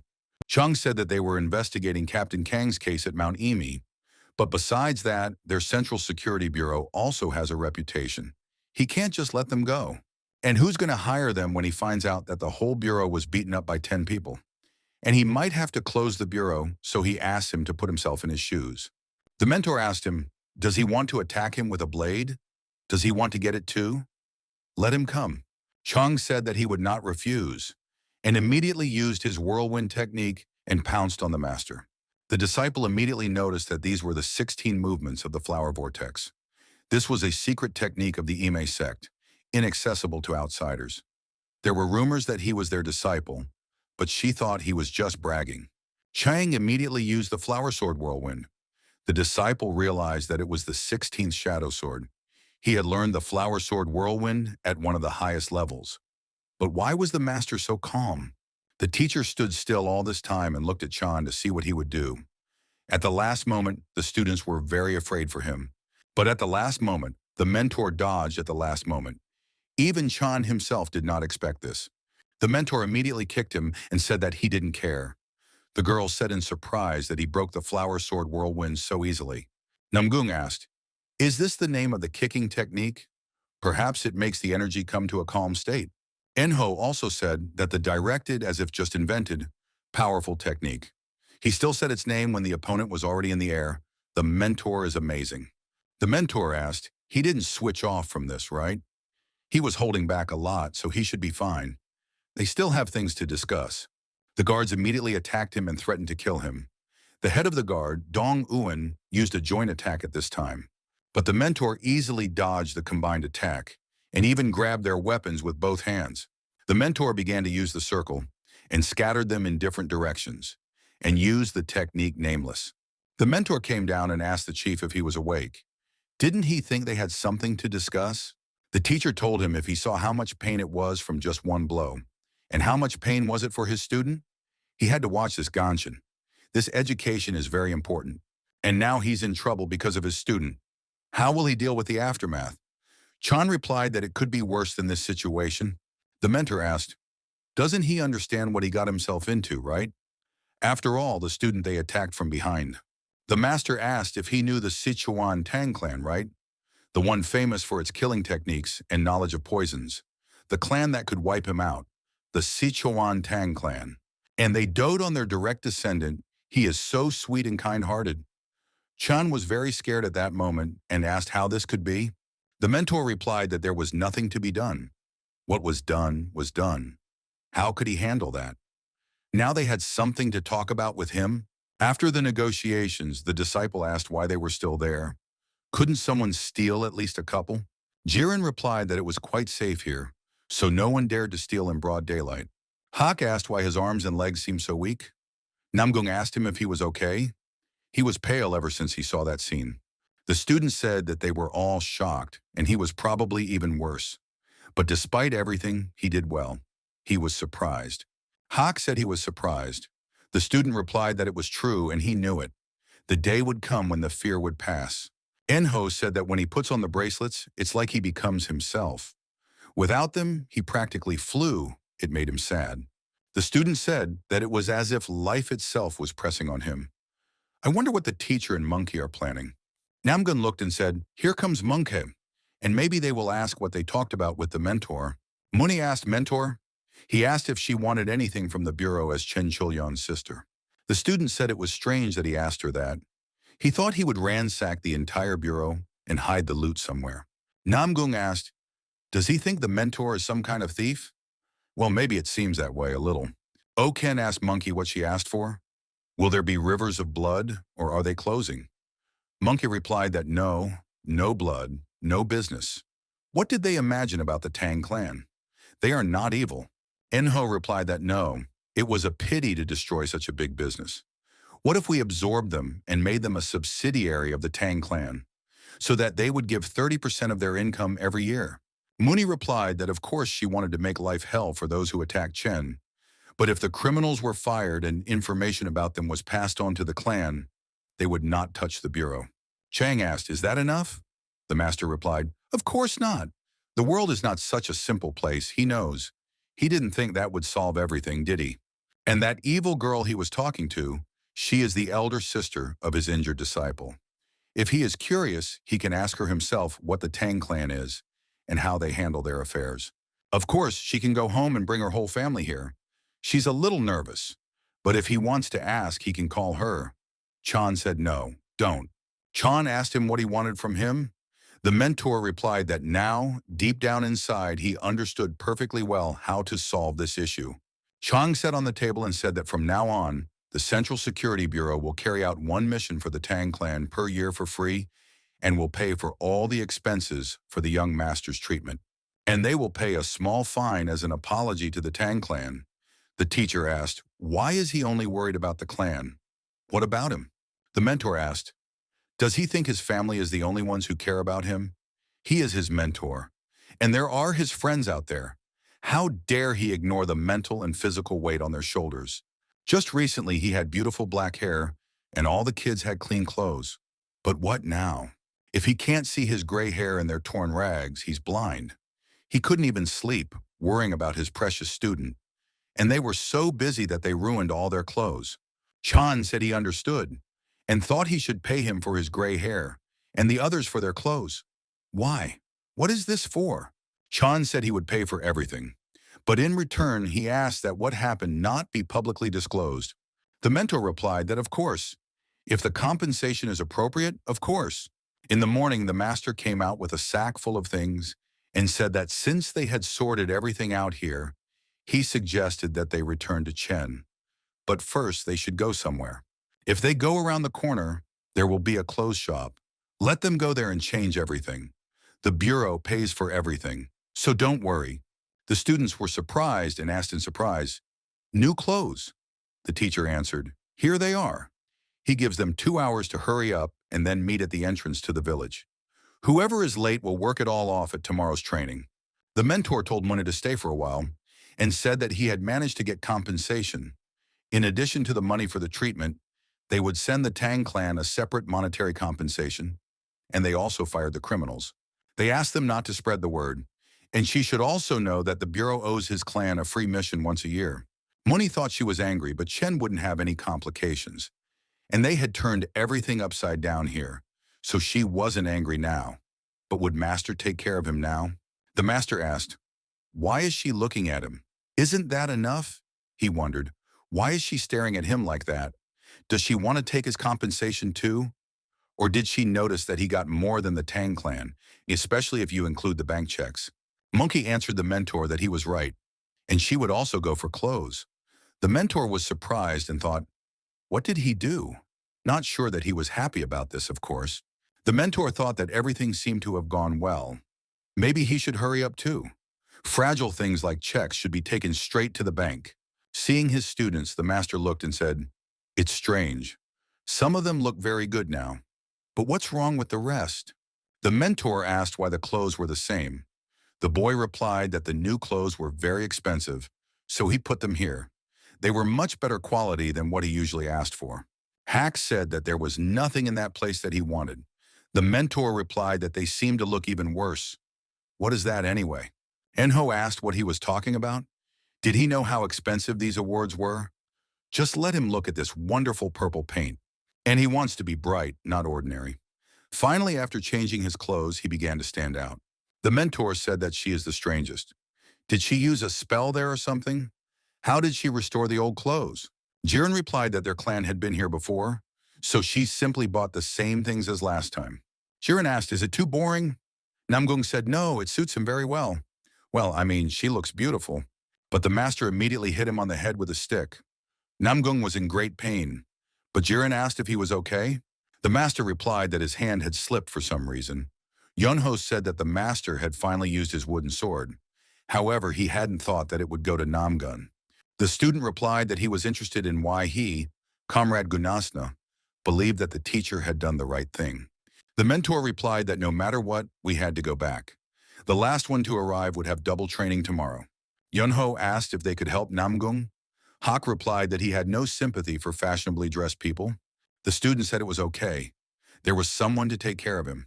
He had to go. Jiren had been shaking the boy all this time and telling him to wake up.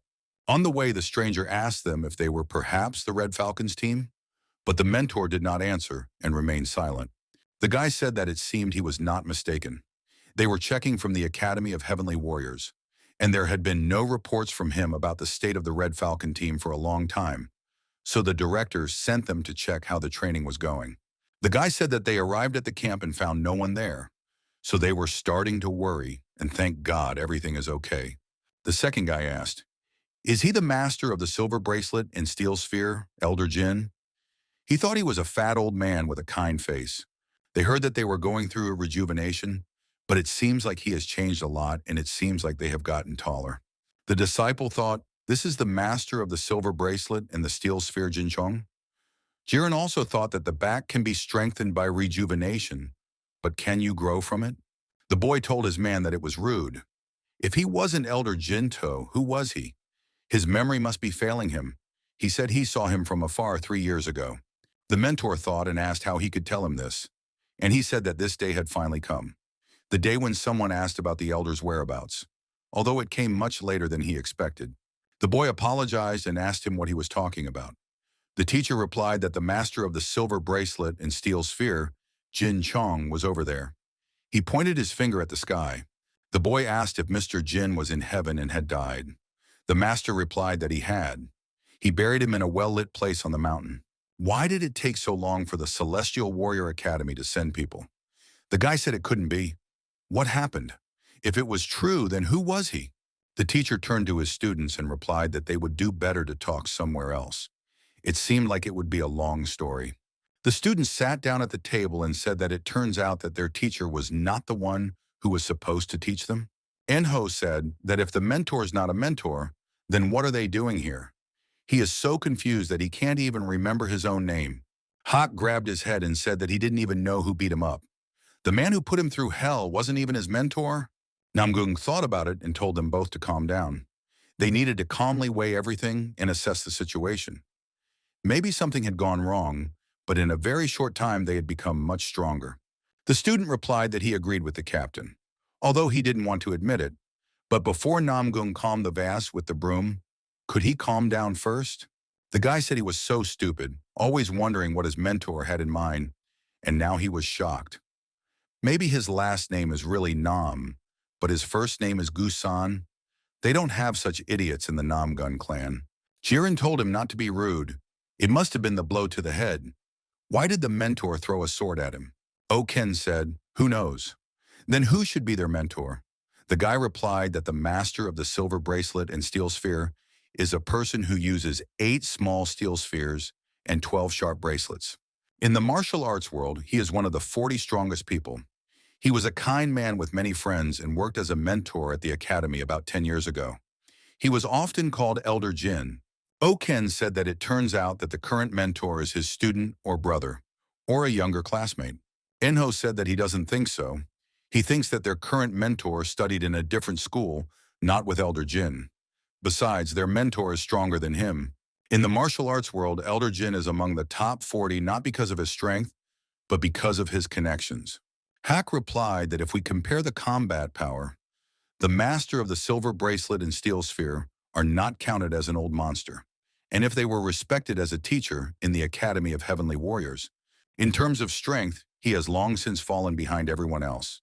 If the masters from the list of the 100 strongest fought each other now, he would end up somewhere at the end of the list. Muni said that if he lacks chi and specializes in hidden weapons, he will only get weaker with age. In that case, it is quite difficult to stay in the top 100. Jiren replied, maybe people didn't challenge him to a duel out of respect, but suddenly the disciple told them to stop.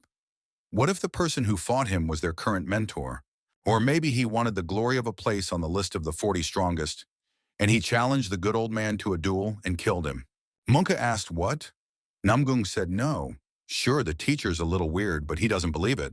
The boy said that although he did not look like a great humanitarian, he did not think that the teacher was greedy for fame. Then he would not have hidden his name during his training. Enho answered that it was true. Despite the cruelty of his methods, he did a lot of work, as if he enjoyed it. The guy asked, then why did he kill the Elder Jin? Did he want to rob him? Jiren replied that no, it might be hard to believe, but the mentor wouldn't do that, and asked why they were sure that the mentor killed him. Monkey said she didn't believe it either. If she wanted money, she would kidnap Guillaume and demand ransom from the largest Marima trade association, the Golden Tiger Trade Association. Even if she had thought of it, the mentor had even more so. Oken also said that she agreed. If he needed money, Guillaume alone would have been enough. The student suddenly replied that he was confused, but based on his observations of the mentor and all their assumptions, he had a guess. He took up these, so he is definitely related to Elder Jin. Elder Jin has no family, so it is unlikely that they are related. Their QE and martial arts are not similar. He doesn't think he was a student or junior student, more like just acquaintances. Considering the personality of the mentor and the age difference, he wouldn't say they could be friends. Hawk said that their old man doesn't even look like an old man. They noticed that, right? Namgung replied that he has a thin, muscular body and his skin is even shiny. Monkey said he was middle-aged at most, but he thinks he's even younger. The boy said that was true, and secondly, Elder Jin dedicated his life to teaching children. In his last moments, he probably thought of their mentor and asked him to take care of them, the Red Falcon team. And here is his third guess. It was just a coincidence, a very lucky coincidence, called the irony of fate.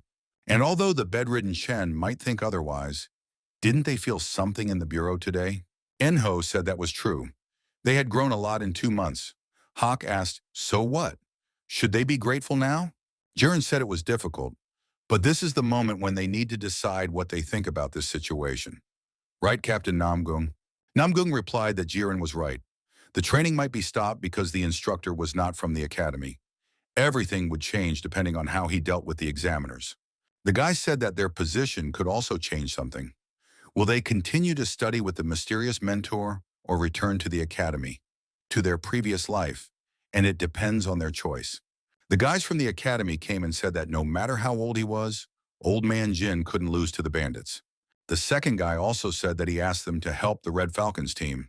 He really was a good teacher, and he decided to take care of the guys at his request. The mentor replied that they were not very close. Their meeting was short but intense. All he knew about him was his name, title, and that he came here to teach the Red Falcon team. He was kind and didn't care about material things. He loved old poems and sweets, and he also bit his nails at his age. He forgot. He walked so much he rubbed his heels raw. And he also had bad knees. And that's all he knew. So he had no idea how to get the message to them. He's not a member of the Marima Alliance, so he doesn't know where the nearest branch is. But he couldn't leave the kids alone. It would be better if he told them about his family or hometown than about poetry. The guy said about Elder Jin's family. They heard that he lost them at a young age and spent the rest of his days alone. The mentor asked, was that so? He looked really lonely. The boy replied that it seemed like they had a close relationship. Even if it was short-lived, it seemed like they were his true friend.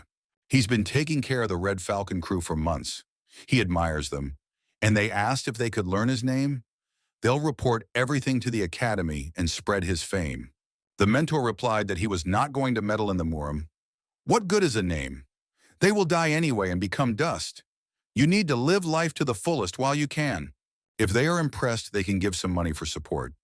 He can teach like that, but the academy doesn't mind spending money on its students, right? The guy said that they did send money. And the old man was attacked by bandits. Are they really to blame? So he supported the Redbird team without funding? How so? The second guy said it was no wonder. That the place seemed so empty. No guards, no servants, no cooks. He simply didn't have the money to hire them and had to run everything himself. The guy asked, but what about food and other goods, cleaning and laundry? How did they cope with all this? The mentor answered that they managed to figure it all out themselves. They heard that they could provide more funding, but he had no idea where to turn. Because of this, he trains them intensively. They eat a lot, and their clothes are already all worn out. The guy said that they would immediately report this to the academy and find a solution, as well as provide compensation. And since they knew everything, they had nothing to worry about anymore. If he stopped training them now, then they would quickly find a replacement for him or bring them back sooner. The mentor asked, what did they say? Are their guys falling behind? Stop training? Replace? Return earlier? The mentor said that they are so frivolous about teaching. Or do they think that the relationship between student and mentor is some kind of joke? And if not, then they think he's not strong enough to teach these kids? And he showed his strength right away. The mentor told them to come back and pass it on. This is his answer. 4 days later, the Alliance chief received a message and upon seeing the symbol said, go to the end. He probably means that since he has taken on the matter, then go to the end. He won't give them back until he's finished, right? And now he sees that the subtext is very threatening, but how could he write it with his finger on such a hard board? The guy replied that it was a very hard table. He wrote everything with one finger, as if on clay, and then he cut a board out of the table and gave it to them. The second guy also said that he cut it out with one finger, like a turnip with a knife. He said that since he gave a sincere answer, he should get what he deserves, right? But then they apologized and asked what he was talking about. The mentor said they were annoying him. They were so worried about the price tags up until that moment. Don't they understand what they really need now? He said that words are just cheap sympathy and hypocrisy. Behind real words, there are real deeds. The mentor said to let them know where and how he could get funding, and that he would not ask for additional funds out of respect for Mr. Jin, but he would use the funds available now. The head said that it means they ran here right after they said in which bank he could forget the money. The chief told them not to worry. As he said, the Red Falcon team really needs money, so there's no point in being petty. And in general, he's very glad that he wants to take care of these kids. And they tried hard to get here from Sichuan in 4 days. They probably even have trouble standing. If there are no other urgent matters, they can rest today. As for other problems, he will take care of everything himself. The boy said that they actually needed to know something else. He mentioned something. The teacher asked if they really meant it when they said his students were lagging behind. Were the other students better than him? The guy answered him that although the difference was not big, the Red Falcon team was the weakest of the 4 divine teams. And so they hoped that training would equalize them. But since there were such difficulties, the difference would be, on the contrary, more noticeable. The teacher got angry after these words and said that it was as he thought. These children were strangely weak, and they let them study in poverty and forgotten. The Celestial Warrior Academy is disappointing. The mentor told them that this won't do, and since it has come to this, he will take responsibility and train them for a month longer. The boys were surprised and asked again. The leader asked his people what they said. The students at that moment also asked what the mentor said. The teacher asked why they were reacting like that. Shouldn't they be jumping for joy at the chance to learn more? The students thought at that moment, how can they? This hell will last another month. Namgung said that they thought that their training would be stopped or they would have a choice. They were simply surprised that the training would not only continue, but would also increase in duration. The mentor asked in surprise, stop training? Who said that? And considering Chen, isn't extending training an obvious solution? Money wondered what this had to do with Shoyun. The mentor said that it seemed like they were the strongest of the 4 teams, and if they go with the original schedule, Chen will recover and leave immediately. Do they want to be responsible for him not getting training and his whole life going down the drain? They don't want to steal his chance to get stronger, right? Jiren told the mentor that she had a question as the team's vice captain.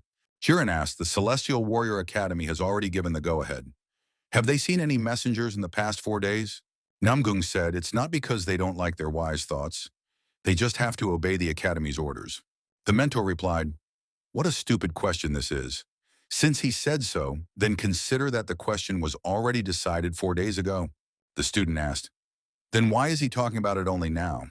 Maybe he went to the city to get permission from the Academy. The mentor replied that of course not. He was busy gathering resources, food, and training gear for the next 2 months. But they guys seemed to think that the Academy would be against such a decision. The mentor asked if they even knew what the Academy told Mr. Jing when it gave them to him. He said to do everything necessary. The main thing is that their skills grow. Do they think they will refuse that he took them for another month?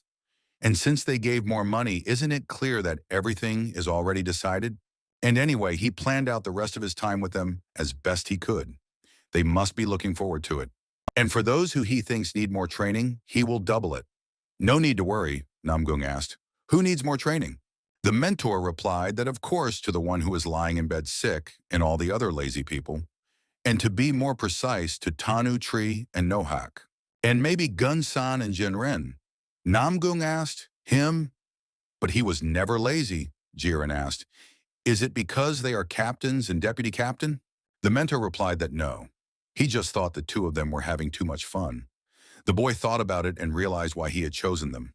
The mentor said that now he will check how well they trained over the past few days. Enjoy a little duel with the mentor.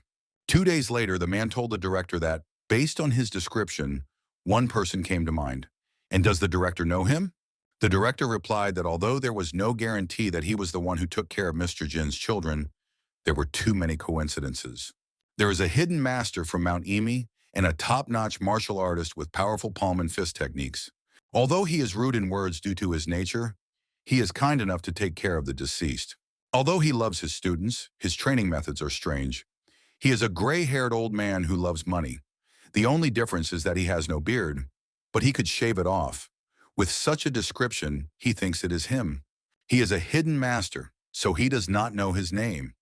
But the director does not have to worry, his skills are real. And it seems that Mr. Jin gave them a wonderful gift before he said goodbye. The guy asked, did he just give it to him? The director replied that it was nothing like that. He just heard that he had two students, a guy and a girl. I wonder what happened to them. But if you think about it, maybe they just grew up and left him. The guy said it was no wonder he didn't want to send the Red Falcon team back. He must be lonely without his students. The principal said that it might be so, although because he refuses to let the students go. Even after the end of the training period, he might have to visit him in person. After he saw the man out, he told his man to come in, and he heard everything. And what does he think about it? The guy replied that he thought it was him. What was her name? Yan B, right? She said she would soon leave Mount Emi, but it seems her mentor is still here. And if he's there, they can use him to find out about Yon B. Should he investigate everything? San and San are right there. They can find out something with their help. The director said no. The less they knew about her location, the better. And considering she hadn't been heard from in a while, she didn't know his and Rin's identities. There was no need to put Irin in danger like that. He wants the opposite and hopes that the girl named B never appears in front of Rin, and everything that can remind her of the past must be erased, both the environment and the memories. The boy replied that he understood everything. In other words, if B showed up, he couldn't let her get close to the young lady.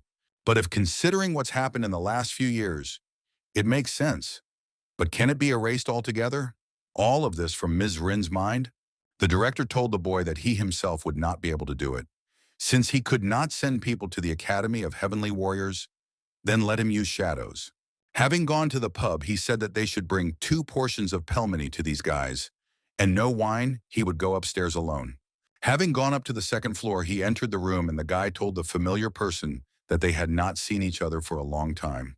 The guy said that he wanted him to keep a girl named Yeon B away from the lady, but he couldn't hurt or kill her, and he also had to do everything so that the lady didn't find out about it. The warrior replied that it was true. Under no circumstances should the lady be allowed to find out about this. After all, this NB was her only friend. So if the gentleman Rin found out, she would never forgive them. She was gifted from a young age, so she will probably be even more difficult to handle now. And he asked him to try. This could shake not only the head's family, but the entire Murim. The guy asked in surprise, couldn't it be? The previous head of the squad told about what happened then, but maybe he should know something else. The warrior replied that there were 3 favors. Couldn't the lady simply ignore them if she asked for something strange? The warrior thought, maybe he should ignore it.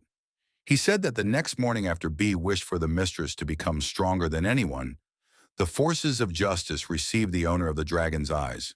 And the lady has been true to her promise for the last 7 years. And besides, the chief has already asked the lady about it. Her father asked her what if she asked her for something terrible, something that would put her, him, or her mother in mortal danger, or even the whole world. Rin replied that B wouldn't ask her for anything like that, but if he did, she was sure she'd have a reason for it. And so she would keep her promise if it did not threaten him or her mother. Her father asked if she was ready to risk her life. Rin told her father that every time B saved her, she never doubted for a second. If it weren't for her, she wouldn't be here anymore. And that's why she won't hesitate either, for Yeon B. The guy said that for her, B is not a person, but some kind of deity. He understands that you can't turn a blind eye to something like that. The warrior said that although it seemed that there was still some childish innocence left in B at that time, for some unknown reason, the mentor forced her to work in the bar. And even then she was a cunning fox, so he wonders what she has become now. Although Lady Rin has dragon eyes that allow her to see into a person's soul, this is not enough for them to relax. And even without wishing evil, anything can happen. And if Lady Rin escapes from their supervision, then out of nowhere a terrible monster will appear, who will immediately kidnap her. The guy said that if he was talking about the western skies, then they disappeared long ago, as if they had disappeared into the ground. He was horrified when he heard what he had done. Was the one who had decided to follow the blood god really willing to expose himself for such a thing? The warrior replied that he was willing and sure. The warrior said that this mad dog had been waiting for its moment for a long time. Until the year before last, he was not the only one who managed to hide. 7 years ago, when they returned from Sichuan, they did not plan to keep Lady Rin in the sword house for 5 years. But the gentleman had to change his mind. This happened the following spring after the gentleman Rin left them. And then it was a rainy day like today. One day a messenger came and asked, "Is Mrs. Rin at home?" And he said he wanted them to give this to her. It wasn't her birthday or any special occasion. Inside the wooden box was a red dress that fit Lady Rin perfectly. The warrior said it was a wedding dress. The boy said that it couldn't be. The warrior said that it was true on that very day. The warrior said that the mad dog had been reborn as the western sky. He had killed his elder brother and almost drowned the lady in a sea of despair. The guy replied that it was a threat or a terrifying warning, saying that even though he was hiding now, one day he would get what he wanted. And he knew that the bastard was crazy, but not to this extent. Namgung replied that the bastard didn't stop there. They didn't call him a crazy dog for nothing. And now every year on the same day, one of the servants of the head of the house or the nearest city, and sometimes from afar, brings a wooden box. And of course, there's always a wedding dress inside. And as if he were watching Mrs. Rin's growth, it was a size bigger every time. Namgung said that they questioned those who brought the boxes. Everyone said that the person who asked them for it was an ordinary merchant or traveler. The guy said he uses people to avoid being tracked. Does Ms. Rin know about this? Namgung replied that Lady Rin did not know and should not know about this. The reason why the leader hid Lady Rin in the sword house and then quickly sent her from there to the Heavenly Warrior Academy was precisely for this reason. The guy said that if that's the case, then maybe it would be better to keep her in the sword house. Men are not allowed there. It will be much safer there than in the Academy of Heavenly Warriors. Namgung replied that the wooden box had come to the sword house too, on the same day in spring, 2 years ago. He realized that Mrs. Rin had been there, and fortunately, they had notified the House of Swords about this in advance, so they were able to intercept the box before the gentleman noticed. And on the orders of the leader, they led a group of elite warriors and brought her home as quickly as they could, with the excuse that the family needed to spend more time with her before entering the academy. The guy said that instead of leaving her alone in the sword house, it would really be better to send her to a place where the leader could keep an eye on her. Namgung said exactly that. They had no choice. Otherwise, strange rumors would have stuck to the lady, and they would not have been able to hide the fact that the western sky is Ilchon. And fortunately, the year the gentleman entered the academy, a wooden box came to the House of Swords. This spring, they were able to steal the box with the help of one of his subordinates, who pretended to be a guard there. The eyes of the mad dog seemed to fall on the Academy of Heavenly Warriors. And if the variable named B appeared in this situation, he's not sure if they can guarantee Rin-sama's safety with the powers he has at the Academy. And to prevent this from happening, they need shadows that will monitor the situation inside the Academy. They must make sure that the lady does not find out about anything. And the boss still wants all her memories of it to fade away, although he doubts that it is even possible to erase all of this memory from her head. The girl told Rin that the last time she saw this hairpin was 7 years ago, but she still treats it with the same care. Someone might think that she got it from her future husband. Of course, their little sister doesn't have a boyfriend in her heart.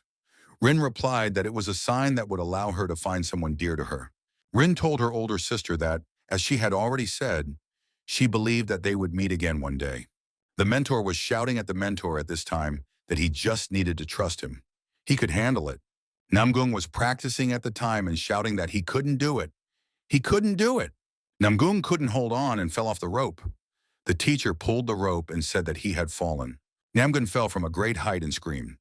But the master did not like it, and pulling the rope, he said, "What a noisy fool this is."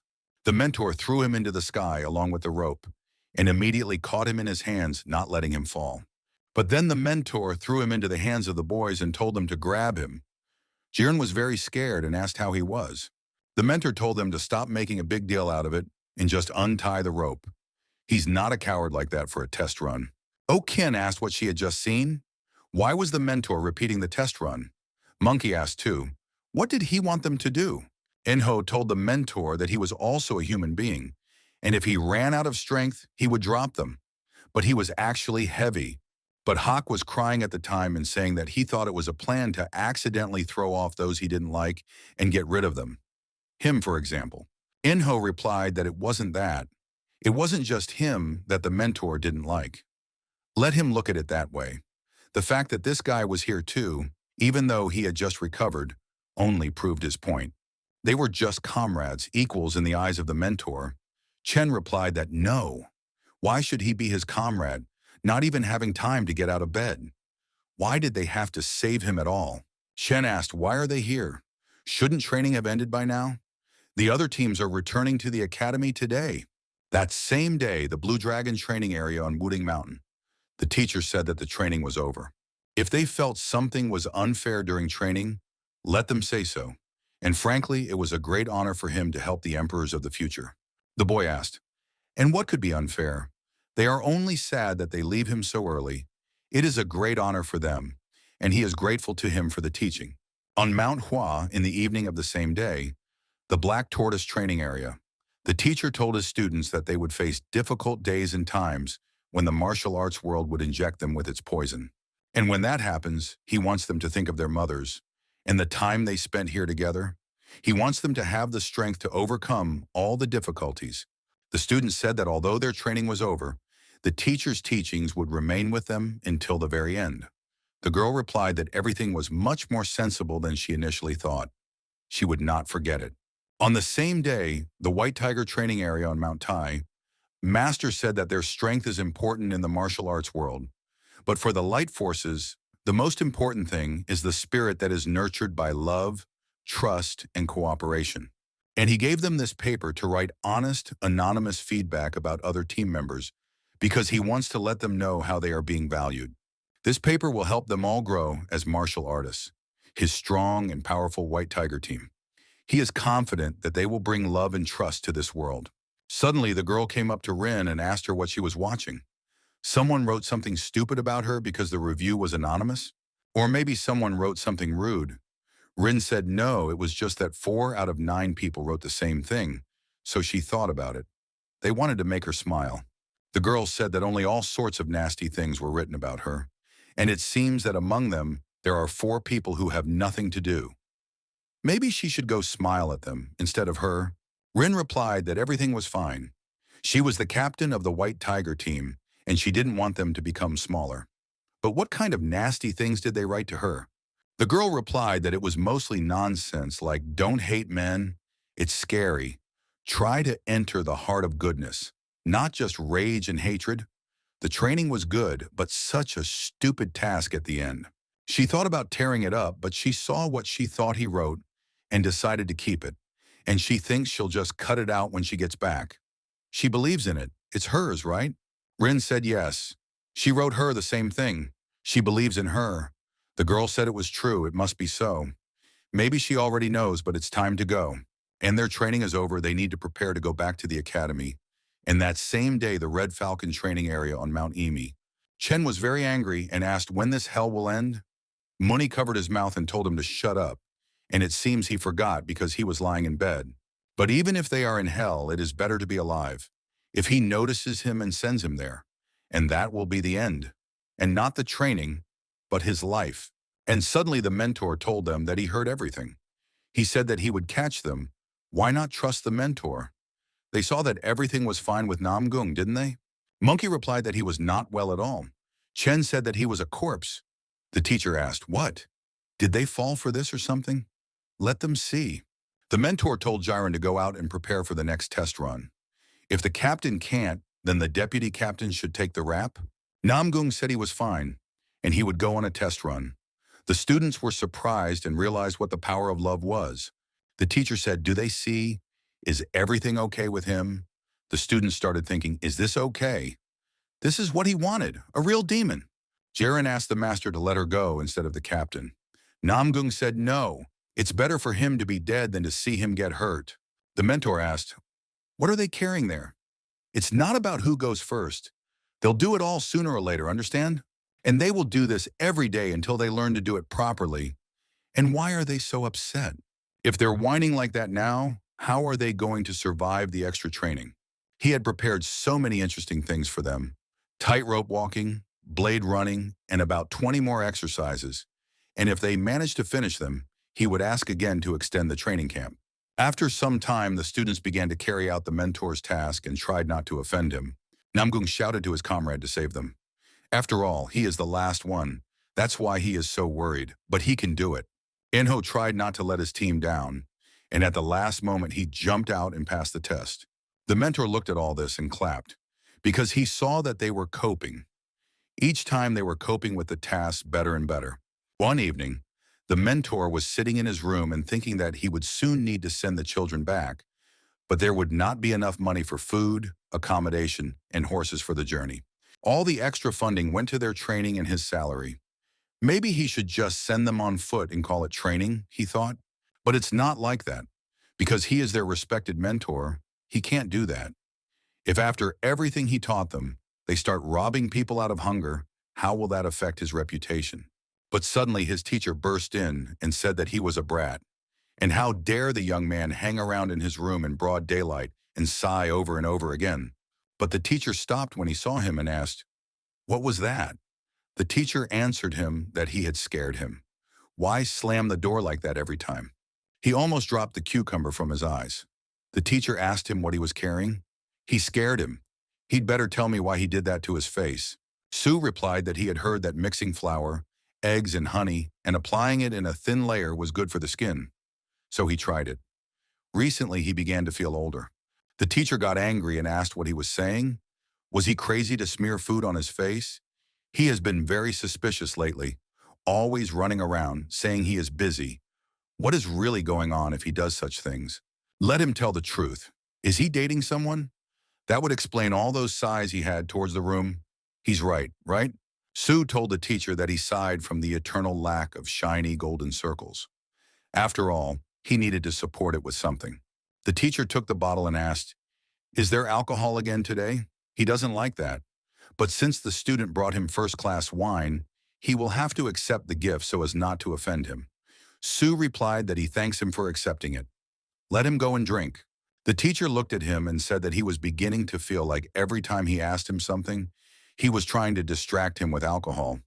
He didn't think he could fool his mentor with booze, did he? Sue replied that of course not. He had just come back from training and the snowballs had arrived, hadn't he? He had made duck with gravy and wonderful abalone with cucumber broth, all in his room, and it seemed he hadn't noticed. The teacher was very surprised and asked, "Did he bring food into his room? And why did he do it? Now everything will stink there, and now he will have to go and eat it all quickly?" But Snow White started to growl. The teacher remembered and said that the dates were over. Let her go and collect them. After that, Sue realized that he had to give him so many bribes just to shut his mouth, and he still wasn't grateful. Now he had to bring food for his tiger, too. Is he a slave to him, to be pushed around, or a criminal who did something bad? But at that moment, he stopped and started thinking about the criminal. And there was something similar nearby. And why didn't he think of it right away? And if he uses them, he can easily send the children back. And he will even earn money. Immediately after that, he went to the Central Security Bureau. The servant asked Chan why he was shaking so much. And didn't the master think that he had been working too much lately? Chan replied that he was simply cold. How could he rest now? There were a lot of orders. He needed to work. The servant said that it was true. There was plenty of work lately. He couldn't understand how after all these rumors, they were still being offered work. More and more merchants and clans want to hire them. Every cloud has a silver lining, as they say. Of course, all this is due to his enormous efforts and the loss of his personal fortune. Chan replied that it was not worth it. He praised him too much. Anyway, the demand has increased, and they don't have enough people. The servant said they were already short. Some had left or been injured after the incident, and skilled guards were hard to find. Chan replied that they would think about this problem. And the main thing is that everything ended well, and it is better not to remember that incident anymore. The very thought makes the heart ache. Suddenly, there was a loud ringing sound. The servant started shouting that it was an alarm signal, and things were bad. People started shouting that the old man had returned. Chan was very scared when he heard that his greatest fear had come. Chang turned to the respected old man and asked what had brought him to them. But in his mind, he was wondering what winds had brought him here, and why was he alone? The mentor replied that there were rumors that they needed labor, so he decided to lend a helping hand. Are they so happy to see him that they decided to greet him with such a grand welcome? It wasn't worth the trouble. Chang said it was a small thing when it came to greeting an elder. But lending a hand? What did he mean? The mentor replied that he had heard that they were planning to send the cargo towards Nanchang, so he was thinking of sending his guys as security. What would the master say? A good idea? Chan asked, "What other students?" The teacher asked with surprise. "What do you mean, what students? Does he remember?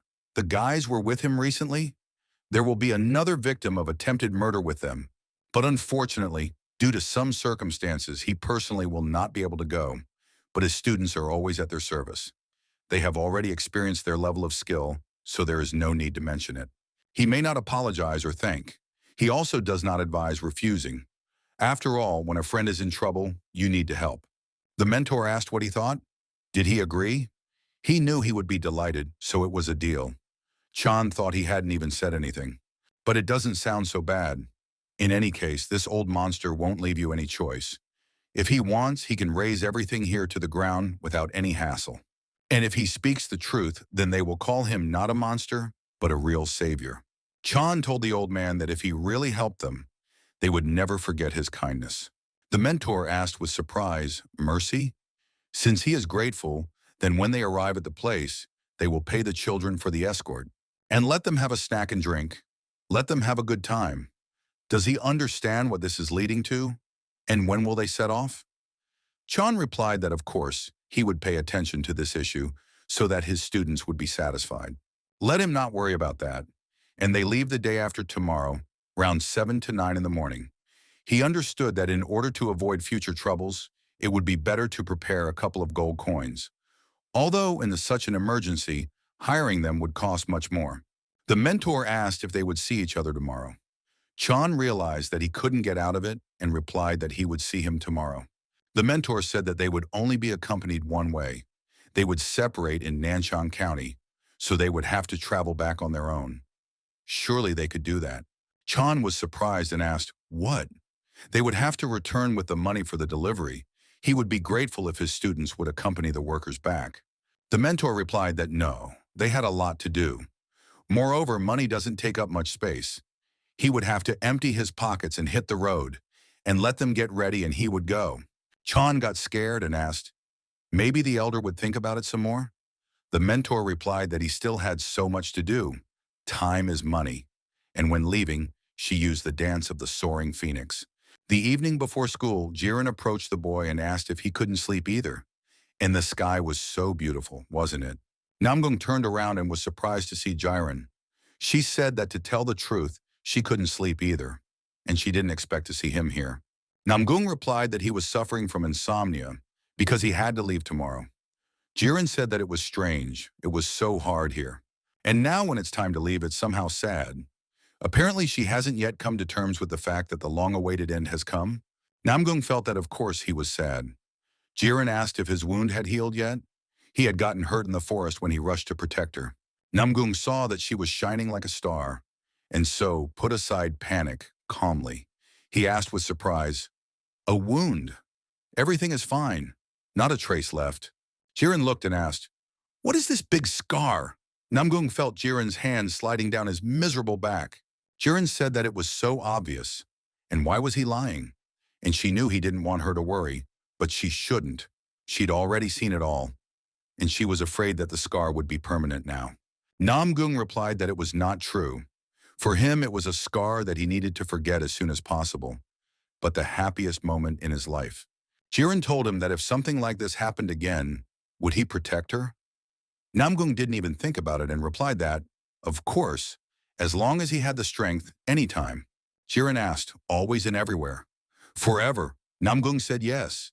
He would protect her forever, until death do them part. In the morning, the mentor pulled everyone out and asked if they had slept at all yesterday. Although it was not surprising that they could not close their eyes because they would have to say goodbye to their great and unique mentor. The teacher asked them what they were thinking about since they could not sleep. He listens to them. The student answered that it finally happened. Hawk says that this can happen to vagrants, and it will never happen in their entire lives. Enho also said that he would be happy if he had a girlfriend. Chen said that it was a trifle. They had found a reason to discuss it. Anyone can do that. In his place, he would have gone even further. The girl told Jiren that she didn't know why she chose such an idiot, but she respected her decision. The mentor got angry and asked what they were talking about, and where was the praise in his honor. He told them to get a good night's sleep because it was too early to leave today. But what were they doing last night? Maybe they would test their skills before leaving. The student replied that no. Yesterday they were very upset about the upcoming separation from the great teacher and could not sleep. That is why they are talking all sorts of nonsense. The mentor asked, "Is it true?" Oken answered that it was. How could they sleep peacefully when they had to part with them today? Monkey also said that it was definitely true. She was so sad that she cried all night. The mentor asked, "Really? Then what were those dried ribs lying on the roof?" The mentor asked, "Was there a great view from there?" Although probably better than those who hid around the corner of the house, or the guy who pretended to be a tree, or the one who hid behind a big rock. And that owl in the pine tree apparently had a hard time too.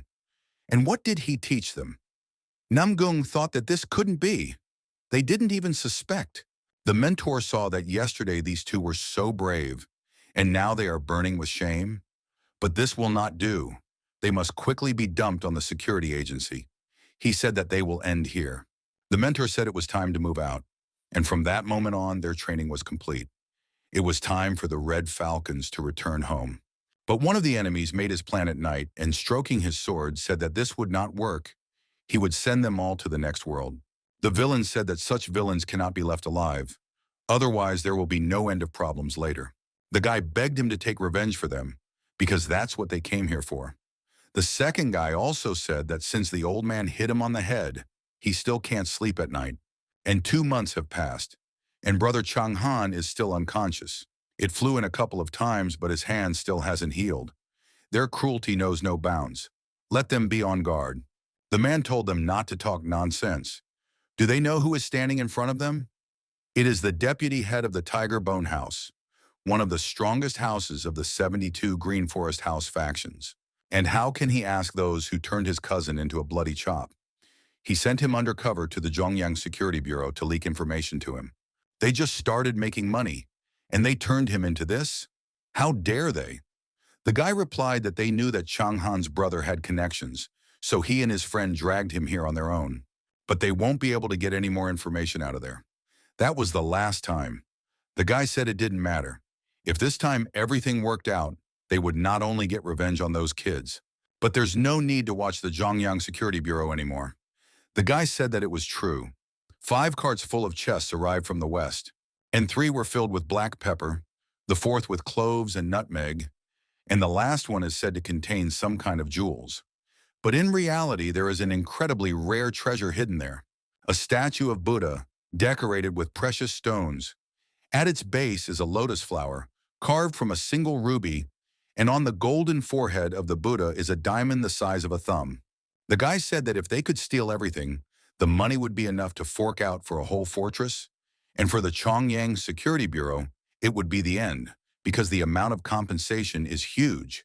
The second guy said the same thing, but they probably won't give in. Well, at least that crazy old man won't be there. The man said not to worry. He wasn't going to underestimate them. He would ask the chief to join forces with the Dragonbone House. The guy was surprised and asked with surprise, "The House of Dragonbone?" The second guy asked, "What, that is, more than 200 people will take part in the sortie?" The man replied that yes. In fact, the head of the Dragonbone House and their head are matchmakers. If they unite, there will be more than 300 of them, and they will see if any of them can survive at all. In the alliance, the servant was telling the master that it was time for them to go. Chung replied that if he had the courage, he would go and tell him to his face, and let them ask him to wrap it up because it was time for them to move on. The servant asked what they were doing there. Chun replied, how could he know? The teacher asked the students, what is limitless? The disciples all answered that it was the teacher's mercy. The teacher asked, what is deeper than the sea? The disciples answered that it was the teacher's love. The mentor said that they were great, and now he understood their feelings. It's a pity, but it's time to part, and they are all the more great. The mentor said that he didn't want to let them go either, But what could he do? The time had come. And finally he would say something. That black dragon on the pleasure bracelet is his personal emblem, so let them remember it well. If anyone meets a man wearing a bracelet with one, let them treat him with all due respect. Did they remember? The students answered the teacher that they remembered everything. The teacher replied that in that case it was time to say goodbye. The disciples told the master to take care of themselves. The master said goodbye to them and sent them on their way. But the mentor looked up at the sky and said that his soul felt empty, and so he was left all alone again. After that, Sue went to his house and started to prepare dinner. But suddenly the teacher came and asked what happened. After all, for the last few months he's been constantly buying ready-made food and drinks and going out. But today he's been standing at the stove all day cooking? Sue replied that he simply had more free time. Before that, he trained, earned money, and filled the warehouse. Sue said that the warehouse was now full. In his head, he knew that he had made the guys fill the warehouse at the training center and then calmly moved the contents home. Sue was surprised and asked what he looked like. Had he been swimming or something? The teacher replied, yes, it was noticeable. Before putting on his new clothes, he decided to take a bath and washed his beard at the same time. How does he like that? Doesn't he think his baya looks especially Snow White today? Sue replied that it did. He still needs to finish cooking. Let him rest for now. The teacher said he was a scoundrel. A mentor condescended to him, and he dares to make a sour face? The teacher said he was a fool and asked, did his heart get broken again? Sue asked, what did he get broken? And why again? The teacher replied that he was never seen at home. He was always wandering somewhere. And now he sits around all day long and pretends to be indifferent. And this asshole behaves exactly like he did when that insecure girl left. And he's clumsy because something inside him hurts. You don't die. And his girlfriend dumped him. So what? In fact, half of the world's population are women. Somewhere there will be one who will love him despite his bad character. But although it is not so, since he has already been abandoned twice, if he continues to do nothing, something like this may happen again. Sue replied that he does not know what he is talking about there, but he is now very mistaken. The teacher said he understood. He didn't want to admit it. He was ashamed, wasn't he? Let him get rid of unnecessary thoughts. He needed to focus on becoming stronger. And people don't die from mental anguish. But if a knife is stuck in, they'll kick the bucket. Sue replied that he didn't like where he was going with this. Whatever he thought up, it was all bullshit. The teacher said that after lunch, he would go with him to practice. He thought it was too early to teach him this. But since his heart was broken, he would occupy his mind with something more difficult. Sue said that he knew it. Was he trying to annoy him again? The teacher turned around and replied that he was the god of thunder. This is the highest level and the final level of the thunder-slashing sword. He will have to put in maximum effort to master it. But even so, he might not be able to master the technique completely. But on the way, the column suddenly stopped, and the horses began to get scared. After all, thunder sounded. The servant stopped the horse and asked where the thunder came from out of the blue. Namgung immediately froze and saw the boy nod to him. Namgun immediately shouted that they were coming. Let everyone get ready immediately. Looking at the mountain, they saw that they had been ambushed and had been brought down large stones from the mountain. But the stones were being followed by thieves. The man ordered his men to attack them immediately, and no one should be left alive. The boy asked the captain if he heard. They wanted to kill them? Namgung replied that they would pay him back. Namgung immediately addressed the Red Falcon team. He orders everyone to take off their bracelets and fight with all their might. The students all immediately rejoiced and said that they could finally fight them in peace. At this time, Sue was training and felt thunder and energy.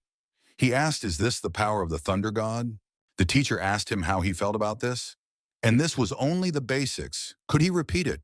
In the city near Poyang Lake in Nanchang, the Academy of Heavenly Warriors is located in the southwest part of the city.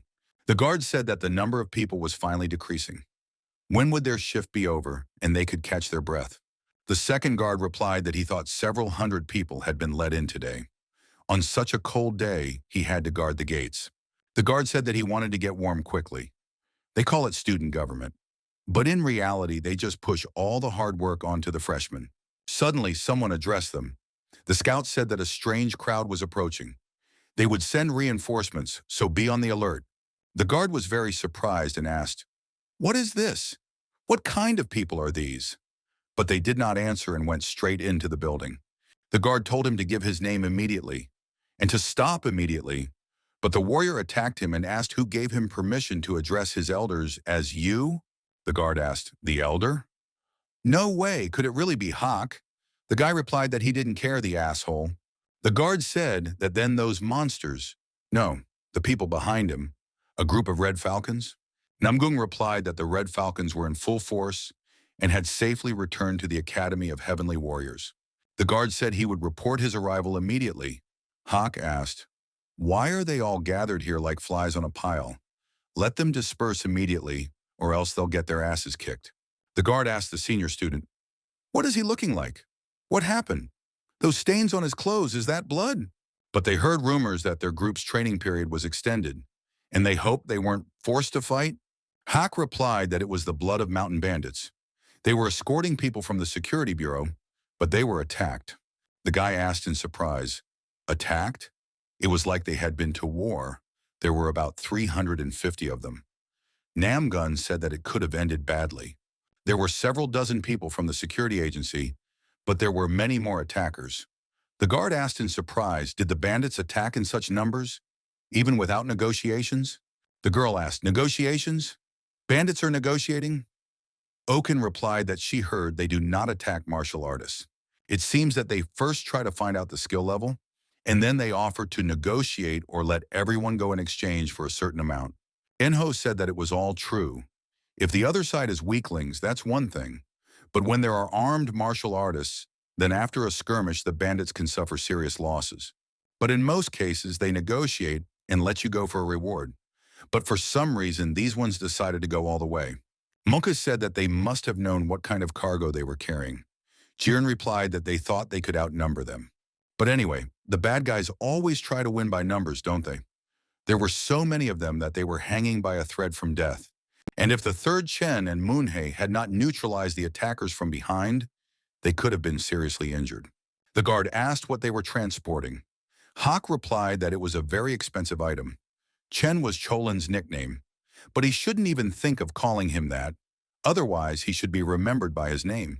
He had grown very skillfully recently, and when the knives ran out, the two started throwing stones. By the way, all of them hit the target. Monk said that the enemy was simply weak. They were fighting on the front lines, so it was easy for them to take stealth aim. The leader of the squad and Henin dealt with the leaders of the groups that called themselves Tigerbone and Dragonbone. As for the deputies, San and Jiren took care of them with lightning speed. Oken and Enho fought the bandits like a match made in heaven, and the joint attack of Nohak and Huangbo was terrifying. They were like fish in water, no, more precisely, bloodthirsty sharks. The guard said they did a great job. Namgung said a couple of people were injured, but they managed to keep the damage to a minimum. Hawk said it was true. Much blood had been spilled, but what could they do? They had asked for it. The guard said he had recently heard something about Tigerbone and Dragonbone. They don't want to say that they defeated those same cruel robbers from the 72 houses of the Green Forest? Hawk asked. Why not? 40 to 50 people managed to escape. As for the rest, they gave up banditry forever. The guy said that these bandits are so famous, never heard of them. Enho said that there are many groups in the 72 houses of the Green Forest. Whether he is a representative of the Security Bureau or just an informed guy, he would have known about the Tigerbone and Dragonbone. Besides, these two groups were ranked last. The guard asked, is this possible? Even so, they were attacked by two groups at once. Were they able to kill so many people? What had they been doing for months? Namgung said that in the last few months, everything had happened to them. They had experienced what real hell was like. Hawk said he was afraid. He would have nightmares about all this. So there was no point in asking more questions. But he would tell him, as the youngest of the sect of vagabonds, there really is a demon in human form in the outside world, and that is their mentor. All this time, Su continued to train and learn new techniques that he had not been able to master before. Su came out of the water and realized that it was hopeless, and she remembered the words of the teacher about the Thunder God technique. Su thought it was a curse and thought, how does the old man do this? This is just the basics. But any technique he taught him could easily be called out of the ordinary. But this one is clearly beyond the realm of possibility.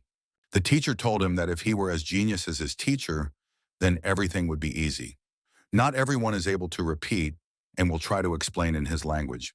First, you need to create two wind gods at the same time and push them together. It seems like he has mastered the wind god technique quite well. And has he understood it? Sue understood that this was a damned old man. He was certainly not a genius, but couldn't he have told more details? The teacher told him to wave both hands and fly. He can do that. So did he understand? Sue wondered how this explanation was different from the previous ones. Yisu realized that he had to create two wind gods at the same time. He had not yet mastered this technique completely, and if he keeps just trying endlessly, will he ever reach his goal? And now he has a hard road ahead of him. And now it was time for him to rest a little. After all, it was the new year, a time of parting. At that time, the teacher was swearing at home and saying that Sue had only just arrived. He had to cook dinner himself. Sue replied that he worked in the forge after training. As a token of gratitude for his work, the owner gave him an expensive drink. Perhaps he did the wrong thing. He should have refused to work overtime. Then he would have arrived on time. The teacher replied that he had rather strange preferences. He didn't expect much from the treat, and he couldn't refuse the gift. Let him give it. The teacher opened it and said, "How expensive? Why was he so generous?" And he replied that it was a local novelty, popular. He must have tried it and was horrified by the taste, so he decided to give it to him. Sue told him that he doesn't leave the house except to walk with Snowball. How does he know about new products? The teacher replied that he had never seen such a drink before. The owner of the forge loves to be trendy. Besides, judging by the packaging, it is an expensive drink from Chinjo province. Sue said it was amazing, and he had a question for him. As a person who hangs around here all the time, where does he go every year? The teacher took his time and replied that he was taking a walk. Sue asked, "A whole day and 2 nights?" This began somewhere in his third year of study. From that moment on, he never missed his walk. They've been living together for a long time. Maybe he should confide in him. Maybe he has a family member who disowned him. He misses him and secretly visits him, or something like that. The teacher hit him and said that he saw that the student missed Tamaki. Nothing of the sort. Sue said that the only student tries to get to know him better, and he responds with violence. The teacher asked then, why in 10 years he never asked his name. Sue replied that he thought that if he found out, he would definitely kill him. Shouldn't his name be kept secret? But the teacher hit him again. Sue said that the teacher himself did not introduce himself, and he, as a well-mannered student, did not interfere in his personal life and past if he, on the contrary, was offended because of this. The teacher replied that if he wanted to be beaten further, he should pack him some food and alcohol for the journey, and he would leave at dawn. Sue asked the teacher what his name was. He was now interested. The teacher replied that he would not tell. While he was gone, let him sit and die of impatience. Sue sighed and said that he would have to wait a long time. In the morning, the teacher set out and said that his student was a fool. And throwing the alcohol into the air, he told him to take it. And it's a very aromatic liqueur. Although I remember he didn't really know how to drink. The teacher kept talking about why he left so early and called him a bad boy. The stranger asked the guy if he was really suggesting that he leave. The guy with the position replied that both the head of the sect and his grandfather wanted this. The boy told the young dragon that he thought there was no need to explain why he needed to get into this place. The dragon replied that infiltration and information gathering were not his only tasks. He was sorry for letting down the sect leader and grandfather. The boy told him not to say that. Even though they are not siblings, he has high hopes for him, and he hopes that this trip will allow him to visit different places and gain experience. The dragon replied that he understood. He would go and get ready. And when should he set out? The boy replied that it was today. And while he was training, he managed to gather everything he needed in advance. He heard that recruitment would continue for another 2 weeks. The dragon said that he understood, and frankly, he was waiting for this. Who would have thought that the first mission would be to infiltrate the Academy of Heavenly Warriors? He is looking forward to it. The next morning, the teacher read the letter and got angry and said, "What a puppy." Sue wrote to him that his student had turned 20 years old, and he had never seen the world in his entire life. He was going to find out how this world worked and show himself, and let him not try to stop the humble one. At this time, Sue climbed onto the roof of the carriage and was already on his way. Looking at the sky, he was very happy and joyful. Mr. Chan said that not only did he take a lot of luggage with him, but he also had no intention of working, despite the fact that he had hired himself out as a security guard. He can't believe that he spends all day just lying on his butt. And why did his father hire such a lazy, useless person? But the servant immediately stopped him and told the master to be quieter. The servant said that he asked for patience and to refrain from harsh remarks and peeping with murderous intent. If he continued to behave like this trip would be their last. Or has he already forgotten that the gentleman asked him not to be rude to this man? As a representative of the security agency, he asked him to be patient. Chan asked why he had to tolerate this. He didn't understand why they had to bow down to this parasite. They were even called the greatest security bureau in all of Zhongyang. They defeated 2 bandit groups from the 72 Green Forest houses. So let him say what they should bow to. The servant told him not to get so excited. Young master, he only returned from Qingcheng sect a few days ago, so he doesn't know what happened here in his absence. There are reasons for everything. Chong asked him to explain the reason. Even though he had failed the entrance exams to the Heavenly Warrior Academy several times, he was still a disciple of the Qingcheng sect. So let him tell you why he had to remain silent in front of a fool. The servant knew in his head that this was all for his own safety. He was an immature youth. And there were people in this world who were better not to mess with. Perhaps he was not even fit to hold a candle to that old man. But still. And the truth is different from the rumors. He will never forget how 10 students fought against several hundred bandits. And according to rumors, the bandits were defeated by the security agency. But in reality, if they hadn't been with them, there wouldn't have been a wet spot left of them. And besides, the guy who joined them. The master asked him, "Is this letter from the elder?" Su answered that he could see for himself. The gentleman said that this was an incredible talent. He couldn't believe that he was the elder's favorite disciple, and that his skills were no worse than those 10 combined. The gentleman said that he welcomes them. They leave tomorrow at the hour of the dragon and asked not to be late.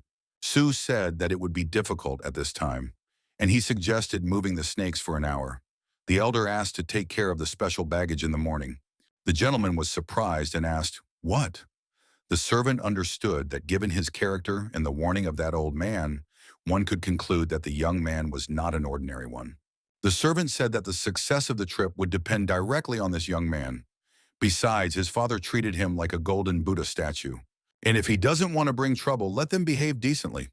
Chang asked him what kind of nonsense he was talking. The warrior approached the carriage and asked the young gentleman if he was comfortable there.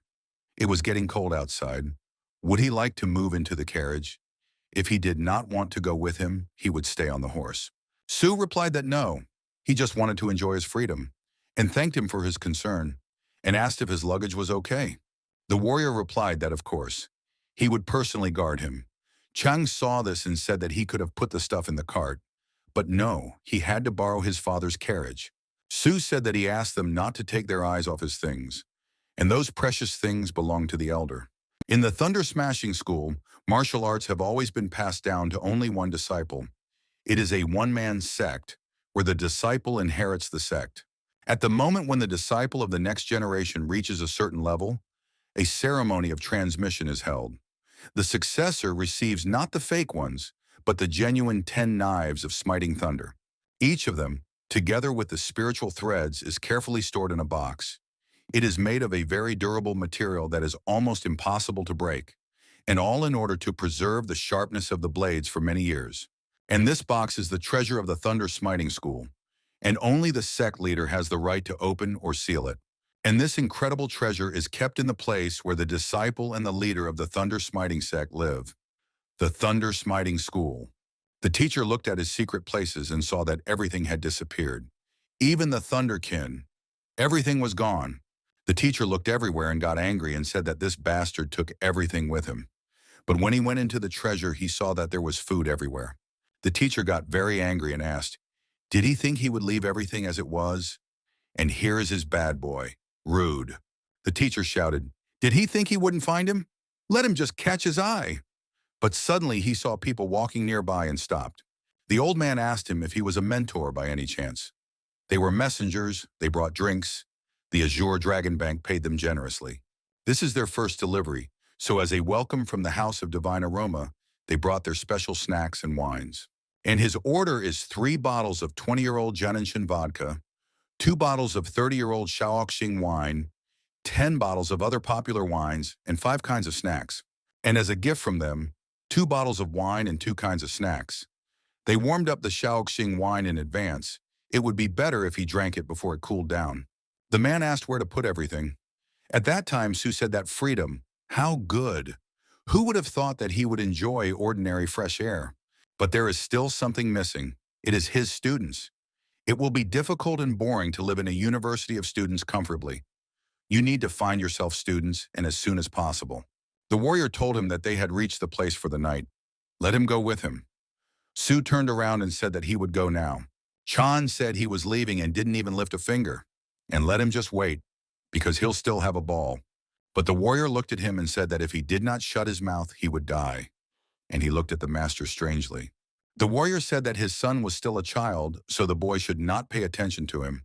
Sue replied that he was really young. But since he asked so, he would try. So this is where they'll be spending the night? Sue looked around and asked if it was too crowded. And he sensed that the dinner would be fun. But at this time, a menacing man was sitting at the table. He did not look around and only drank. The man met Mr. Chang and said that he had not visited them for a long time. Chang greeted Mr. Na and asked if they had passed on the message to him. He replied that of course. I prepared a second warehouse for him and a place to sleep for 60 people. I also booked tables on the first floor. But one special guest came to them, whom they could not refuse. He settled on the first floor. Chan replied that it was okay if there was only one person in the room. There was enough room for everyone. What kind of guest was that, if he was shaking like that? He replied that he knew few local celebrities by sight, but today's guest looked very unusual. He was quite famous. He has fiery red hair, beard, and eyebrows. They have heard of the Flaming Blade, right? They say he is one of the 5 strongest swordsmen in the entire Celestial Empire. The visitors were sitting next to the famous guest at the time, and wondering why they were sitting next to him, and he seemed to be in a bad mood and hoped that it wasn't because of their visit. They understood that there was a flaming blade sitting behind them, and they had to eat as quietly as possible. They couldn't anger him, and you can't look at him. You can't make eye contact. And when will he bring the food? I'd like to eat it all and get out of here. Sue looked at the burning blade and said that it was an interesting picture, and he sensed that the dinner would be fun. Chong asked the young master if he remembered what he had told him. Sue replied that yes, he remembered everything. Chong told him during the dispatch that while he was packing his things, he glanced into the hall out of the corner of his eye, and it seemed to him that a flaming blade was sitting there. He thinks that the master already knows everything, but he should be more careful today. Sue asked, how should he know? Who is this flame blade of theirs? Does the Security Bureau owe him money? Chong asked in surprise, does he not know about the flame blade? It was called the soul-searing flame heavenly blade, but people secretly call it the flame blade. And he kept saying that he was a soul-searing flame heavenly blade. Among sword masters, he is one of the top 5, and also ranked among the 50 most powerful in the world. He really doesn't know about it. Sue replied that he didn't know, but he was already curious. Chong said that he really didn't seem to know. In that case, he wanted to clarify 3 points. Firstly, the flame blade is very strong. The red hair all over his body proves that he has reached the pinnacle of his personal martial art. Although this martial art is not one of the best in the world, but thanks to his 17 scarlet signs, his sword is literally covered in real magma. If he touches you with the sword, you will burn alive, and if he cuts you. However, this man is famous not only for his martial arts. He once destroyed the house of bandits who were blocking his path and causing him trouble. But even after that, he couldn't cool down and destroyed 2 more gangster houses. There was also a case when a thug from the forces of darkness challenged him to a duel. In the end, only ashes remained. Secondly, you must not spoil his mood under any circumstances. There is a saying that when the eyes of the flaming blade turn red, everything around takes on the shade of a blood-red sunset. And when he gets angry, there is no turning back. Not even a drop of blood will be spilled. Their body will burn completely to ashes. Sue said that was amazing. He would be waiting impatiently. Chang asked the young master what he was talking about. Was he really listening to him? He replied that he was. He promised to tell about 3 things, but they told about only 2. What about the third point? Chan replied that it was a matter of the name. Under no circumstances should one address the flaming blade by name. Even if he didn't know it, there was no point in asking. and he asked him to be sure to follow these rules. He told everything. Let him stop staring at him already, and he should have waited until the flaming blade left. But no, it's not clear how long he would have sat there drinking. He can't starve his men. They're still 5 short of jobs, 3 days of guarding the warehouse. Let's say they dine later. And 2 more for the boys, who were sent to check the safety of the premises and the warehouse. Chan turned around and saw that they had arrived. The guy saw the red ash and said that this was the man. The red ash turned around and immediately looked at them. The servant immediately shut his mouth and said that if he showed rudeness, they were dead, and he suggested that he calmly go to their places. The servant looked around and thought, where should they sit? The guy saw that this asshole had put his luggage next to his father again and got angry. The servant said that it was forbidden to go there. If the headman's son were to dine with the young master, something would definitely happen. And then all they can do is sit next to that evil person who can kill them with just a look. But the guys got up from the table and told them to sit down here. They would eat later. And they didn't have to hurry. The food hadn't arrived yet. The servant replied that it was not worth it. They were not going to take anyone's place. They would just come later. Chong's son understood that if this lazy guy hadn't taken the place next to his father, and suddenly Sue stood up and said that he was the only one who didn't understand the situation, Chan immediately got angry and said that he was crazy, and whatever he was planning, he shouldn't do it. Sue said that 2 people came in, and there were exactly 4 empty seats. There was plenty of room. You could sit anywhere. Why did they force people to give up theirs if they hadn't eaten yet? Chan's son was very angry and thought that he should first put his belongings away, and then he could open his mouth. Sue looked and said that since they found a place for one, then they, the great disciple of the Qingcheng sect and the son of the head of the best security bureau in all of Sichuan, can take the empty seat at this table. Or could they ask him to vacate the place? And it seemed he had eaten his fill. He turned to him and said that their bureau had reserved all the tables in advance. However, people can't have a normal dinner because he sits at the same table. Chang asked him what he was saying. He didn't mean it. Sue told Red Ash to look. The son of the bureau chief is furious.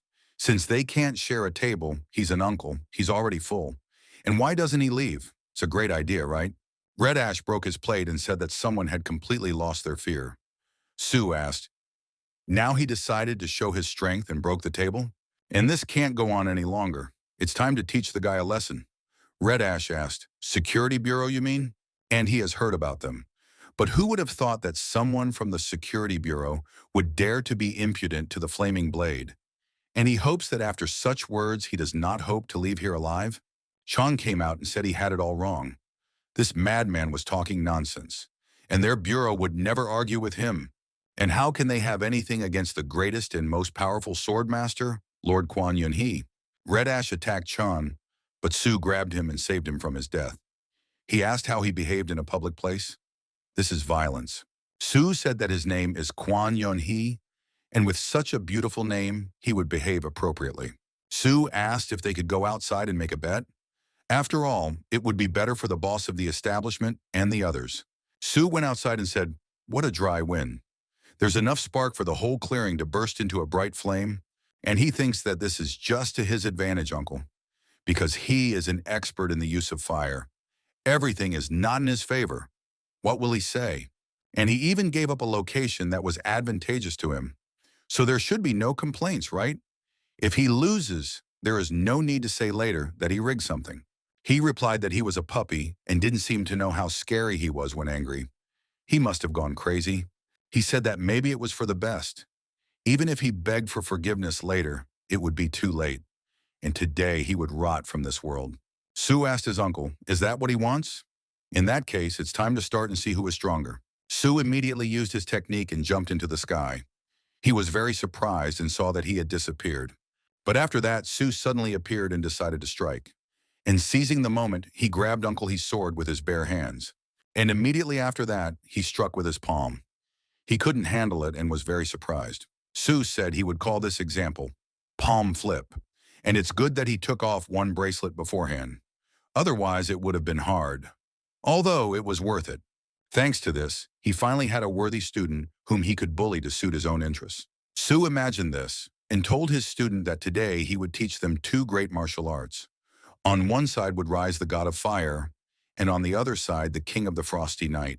And he was once a disciple too, a disciple of one who was so great that he was called the god of martial arts. And he inherited one of his most powerful techniques, the red flame.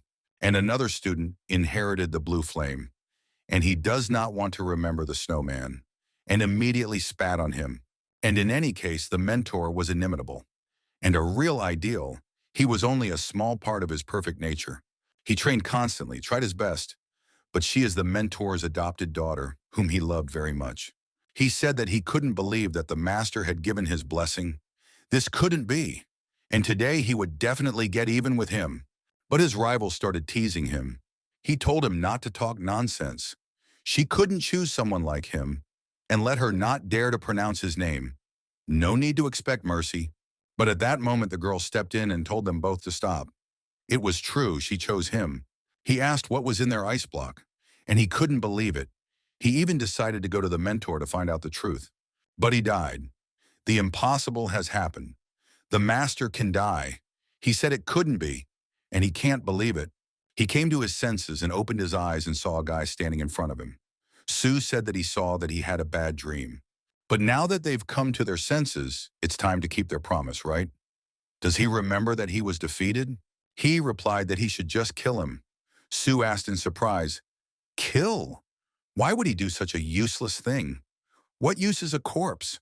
He asked, "Then what does he want?" Sue answered, if not to go into details, a disciple, and asked him if he wanted to become his disciple. Even though he asked, he had no choice. In the tavern, the warrior said that it was time for someone to go get the body, and there was probably no body, only ashes remained. Of course, it's a pity that he died at such a young age. Since he was that old man's disciple, he must have been strong. But why did he go after such an opponent? The warrior asked, "What's the pity? We need to worry about their leader. What if the flaming blade threatens to burn everyone? Or that old man shows up with claims why his student died?" The second warrior answered that it was true. They were still okay. They could find another job, but the chief saw it. He felt bad. And suddenly Sue came in and said that he thought Mr. Chang was very worried about him. The soldiers were very surprised and asked how he survived. The guy asked him how he survived. Sue asked, "And why is everyone looking at him like that?" And saying the same thing? "He brought them a gift here." Chang asked in surprise, "A gift? What is it about?" Sue replied that he had found him an excellent worker. The guy got angry and asked, "Who does he think he is? The head of the Zhongyang Security Bureau and the leader of this convoy is his father. No one gave him the right to bring just anyone here." Sue smiled and asked, "Really?" The guy said, "Sure." But over his dead body, Sue asked him if he was sure. "Let him see, but don't regret what you said later." Chung covered his mouth and replied that the boy didn't know what he was talking about. No need to pay attention. And who did he want to introduce? Sue replied that they should allow him to introduce them to a man who would join the convoy and travel with them all the way to Nanchang, the one his son was going to accept only after his own death. And then Hai burst into the tavern. But his teacher at that time was enjoying his drink at home and was lying down with Snowflake. He began to turn his head and look for his student, but then he remembered that he had abandoned him and left him alone. He remembered Sue asking him if he had already drunk everything. Maybe he should go get some himself. It was all for the good of his health. Sue said that he was hanging around all day doing nothing, but he couldn't go to the kitchen to get a bottle.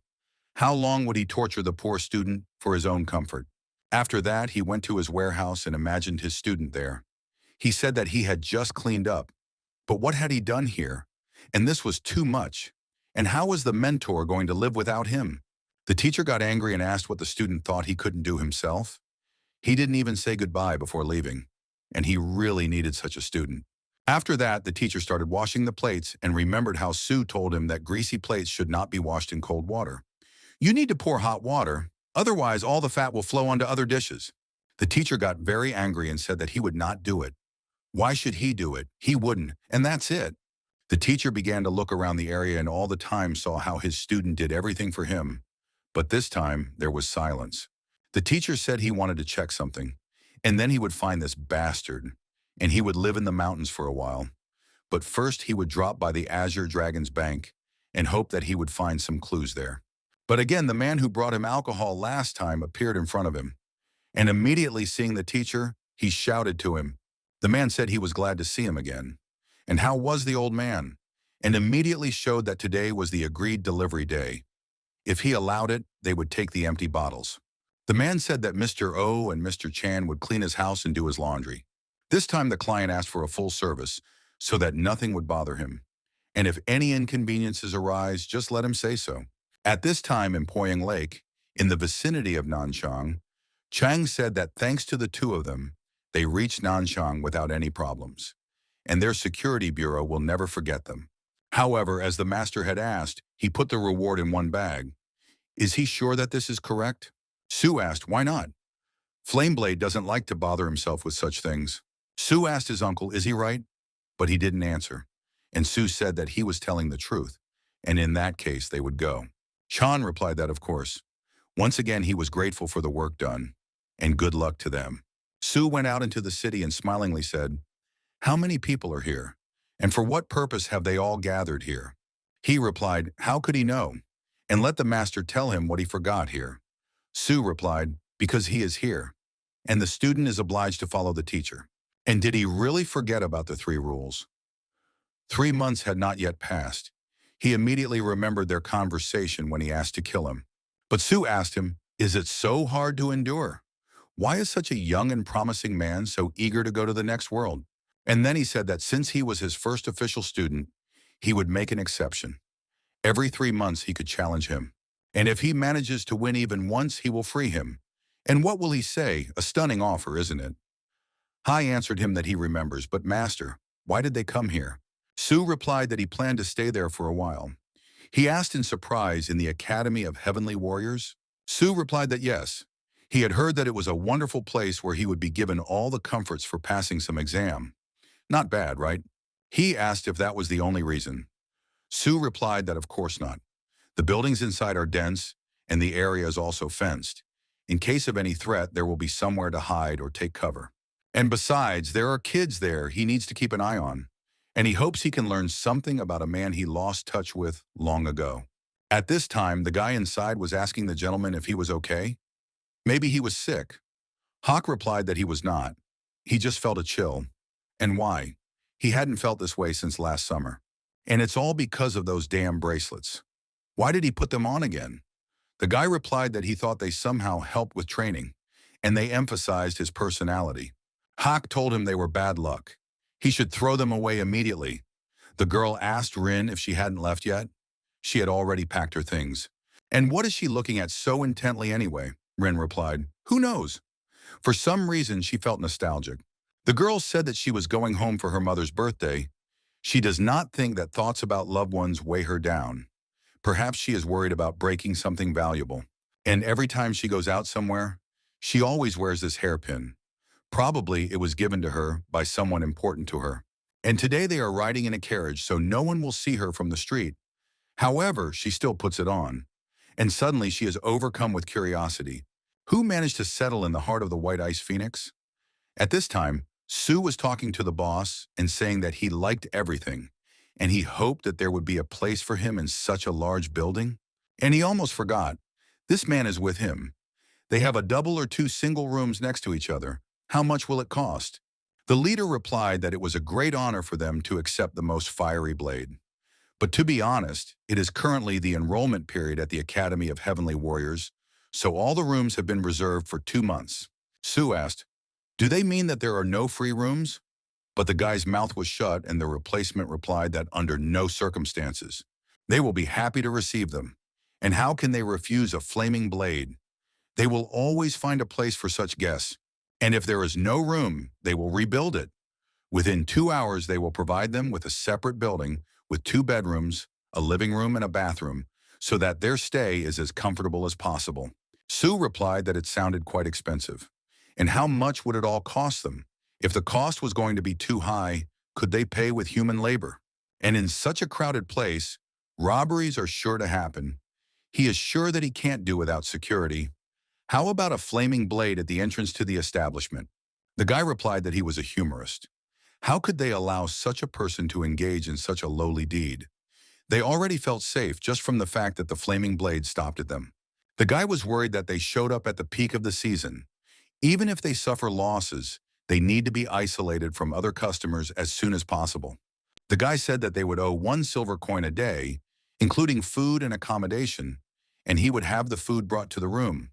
So if it was not too much trouble, there was no need to leave your chambers unless necessary. Sue was surprised and replied that it was great. A bit pricey, of course, but acceptable. The guy understood that it was only for food. He practically gave away his housing for nothing. And this was robbery in broad daylight. The guy said he was grateful and asked them to wait a little, and soon they would be able to escort them to the room.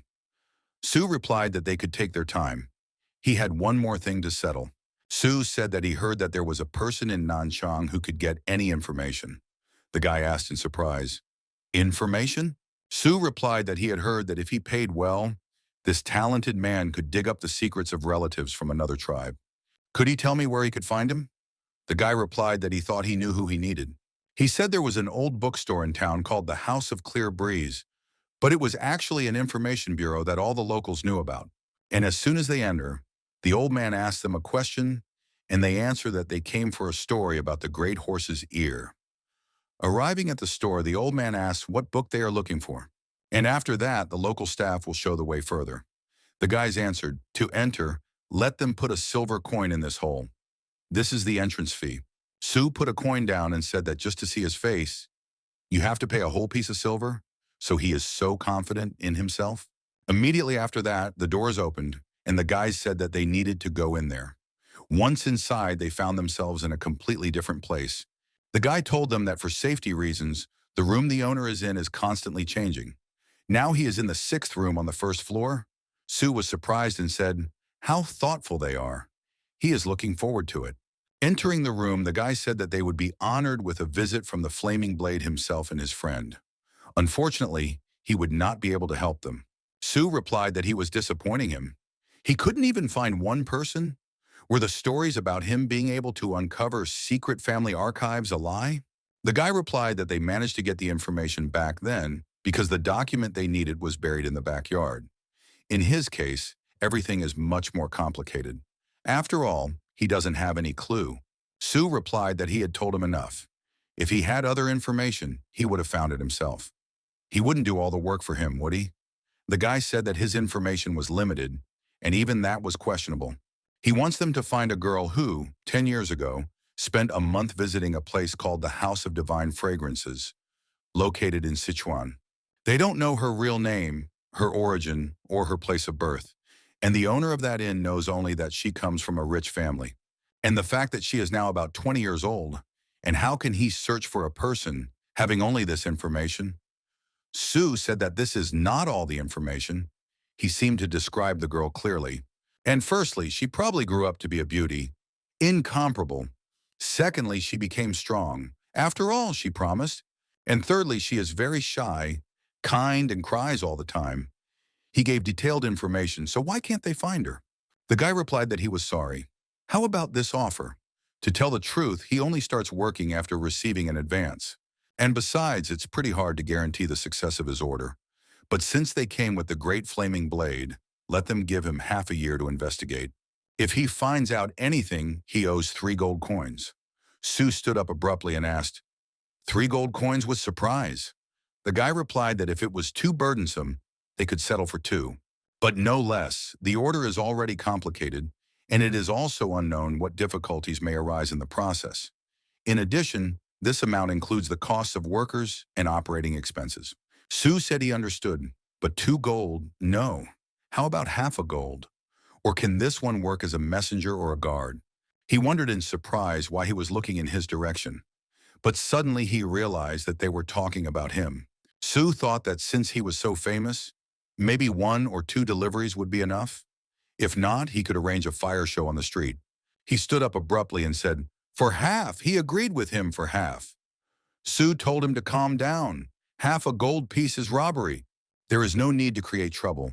They are well-mannered people. How can they act like that? Sue said that he actually had another question, so he could decide what to do with the payment after that was dealt with. And if he doesn't like it, they can fight with a flaming blade in the yard.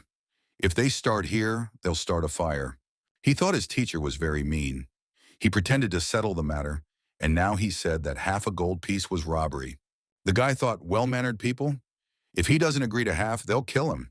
Never heard of such a monster before. The guy told him that they would do as they told him. In return, he asked that the details of their deal not be revealed to anyone. So what did they want to know? Sue replied that it was simple. What did one need to do to enter the Academy of Heavenly Warriors? He heard the exam is the day after tomorrow. Maybe he can tell me how to get there. And if there are any secrets that are important to know? The guy asked, do they want to participate in the Ascension Festival? And the Flaming Blade too? Sue replied, yes, so what? The guy said there were two problems. First of all, only people under 25 can get into the Academy of Heavenly Warriors. Therefore, the master does not pass the age. And besides, the Flame Blade is strong enough, he has nothing to do there. Sue replied that he understood. It doesn't work then. Then what should he do to strain him while they are separated? It seems that the best option is still a job as a security guard or a fire show. He got angry and said that he should go to the Academy of Heavenly Warriors. So let him tell me if there is a way or not. If there is, then he will let him live. Otherwise, he will blame himself.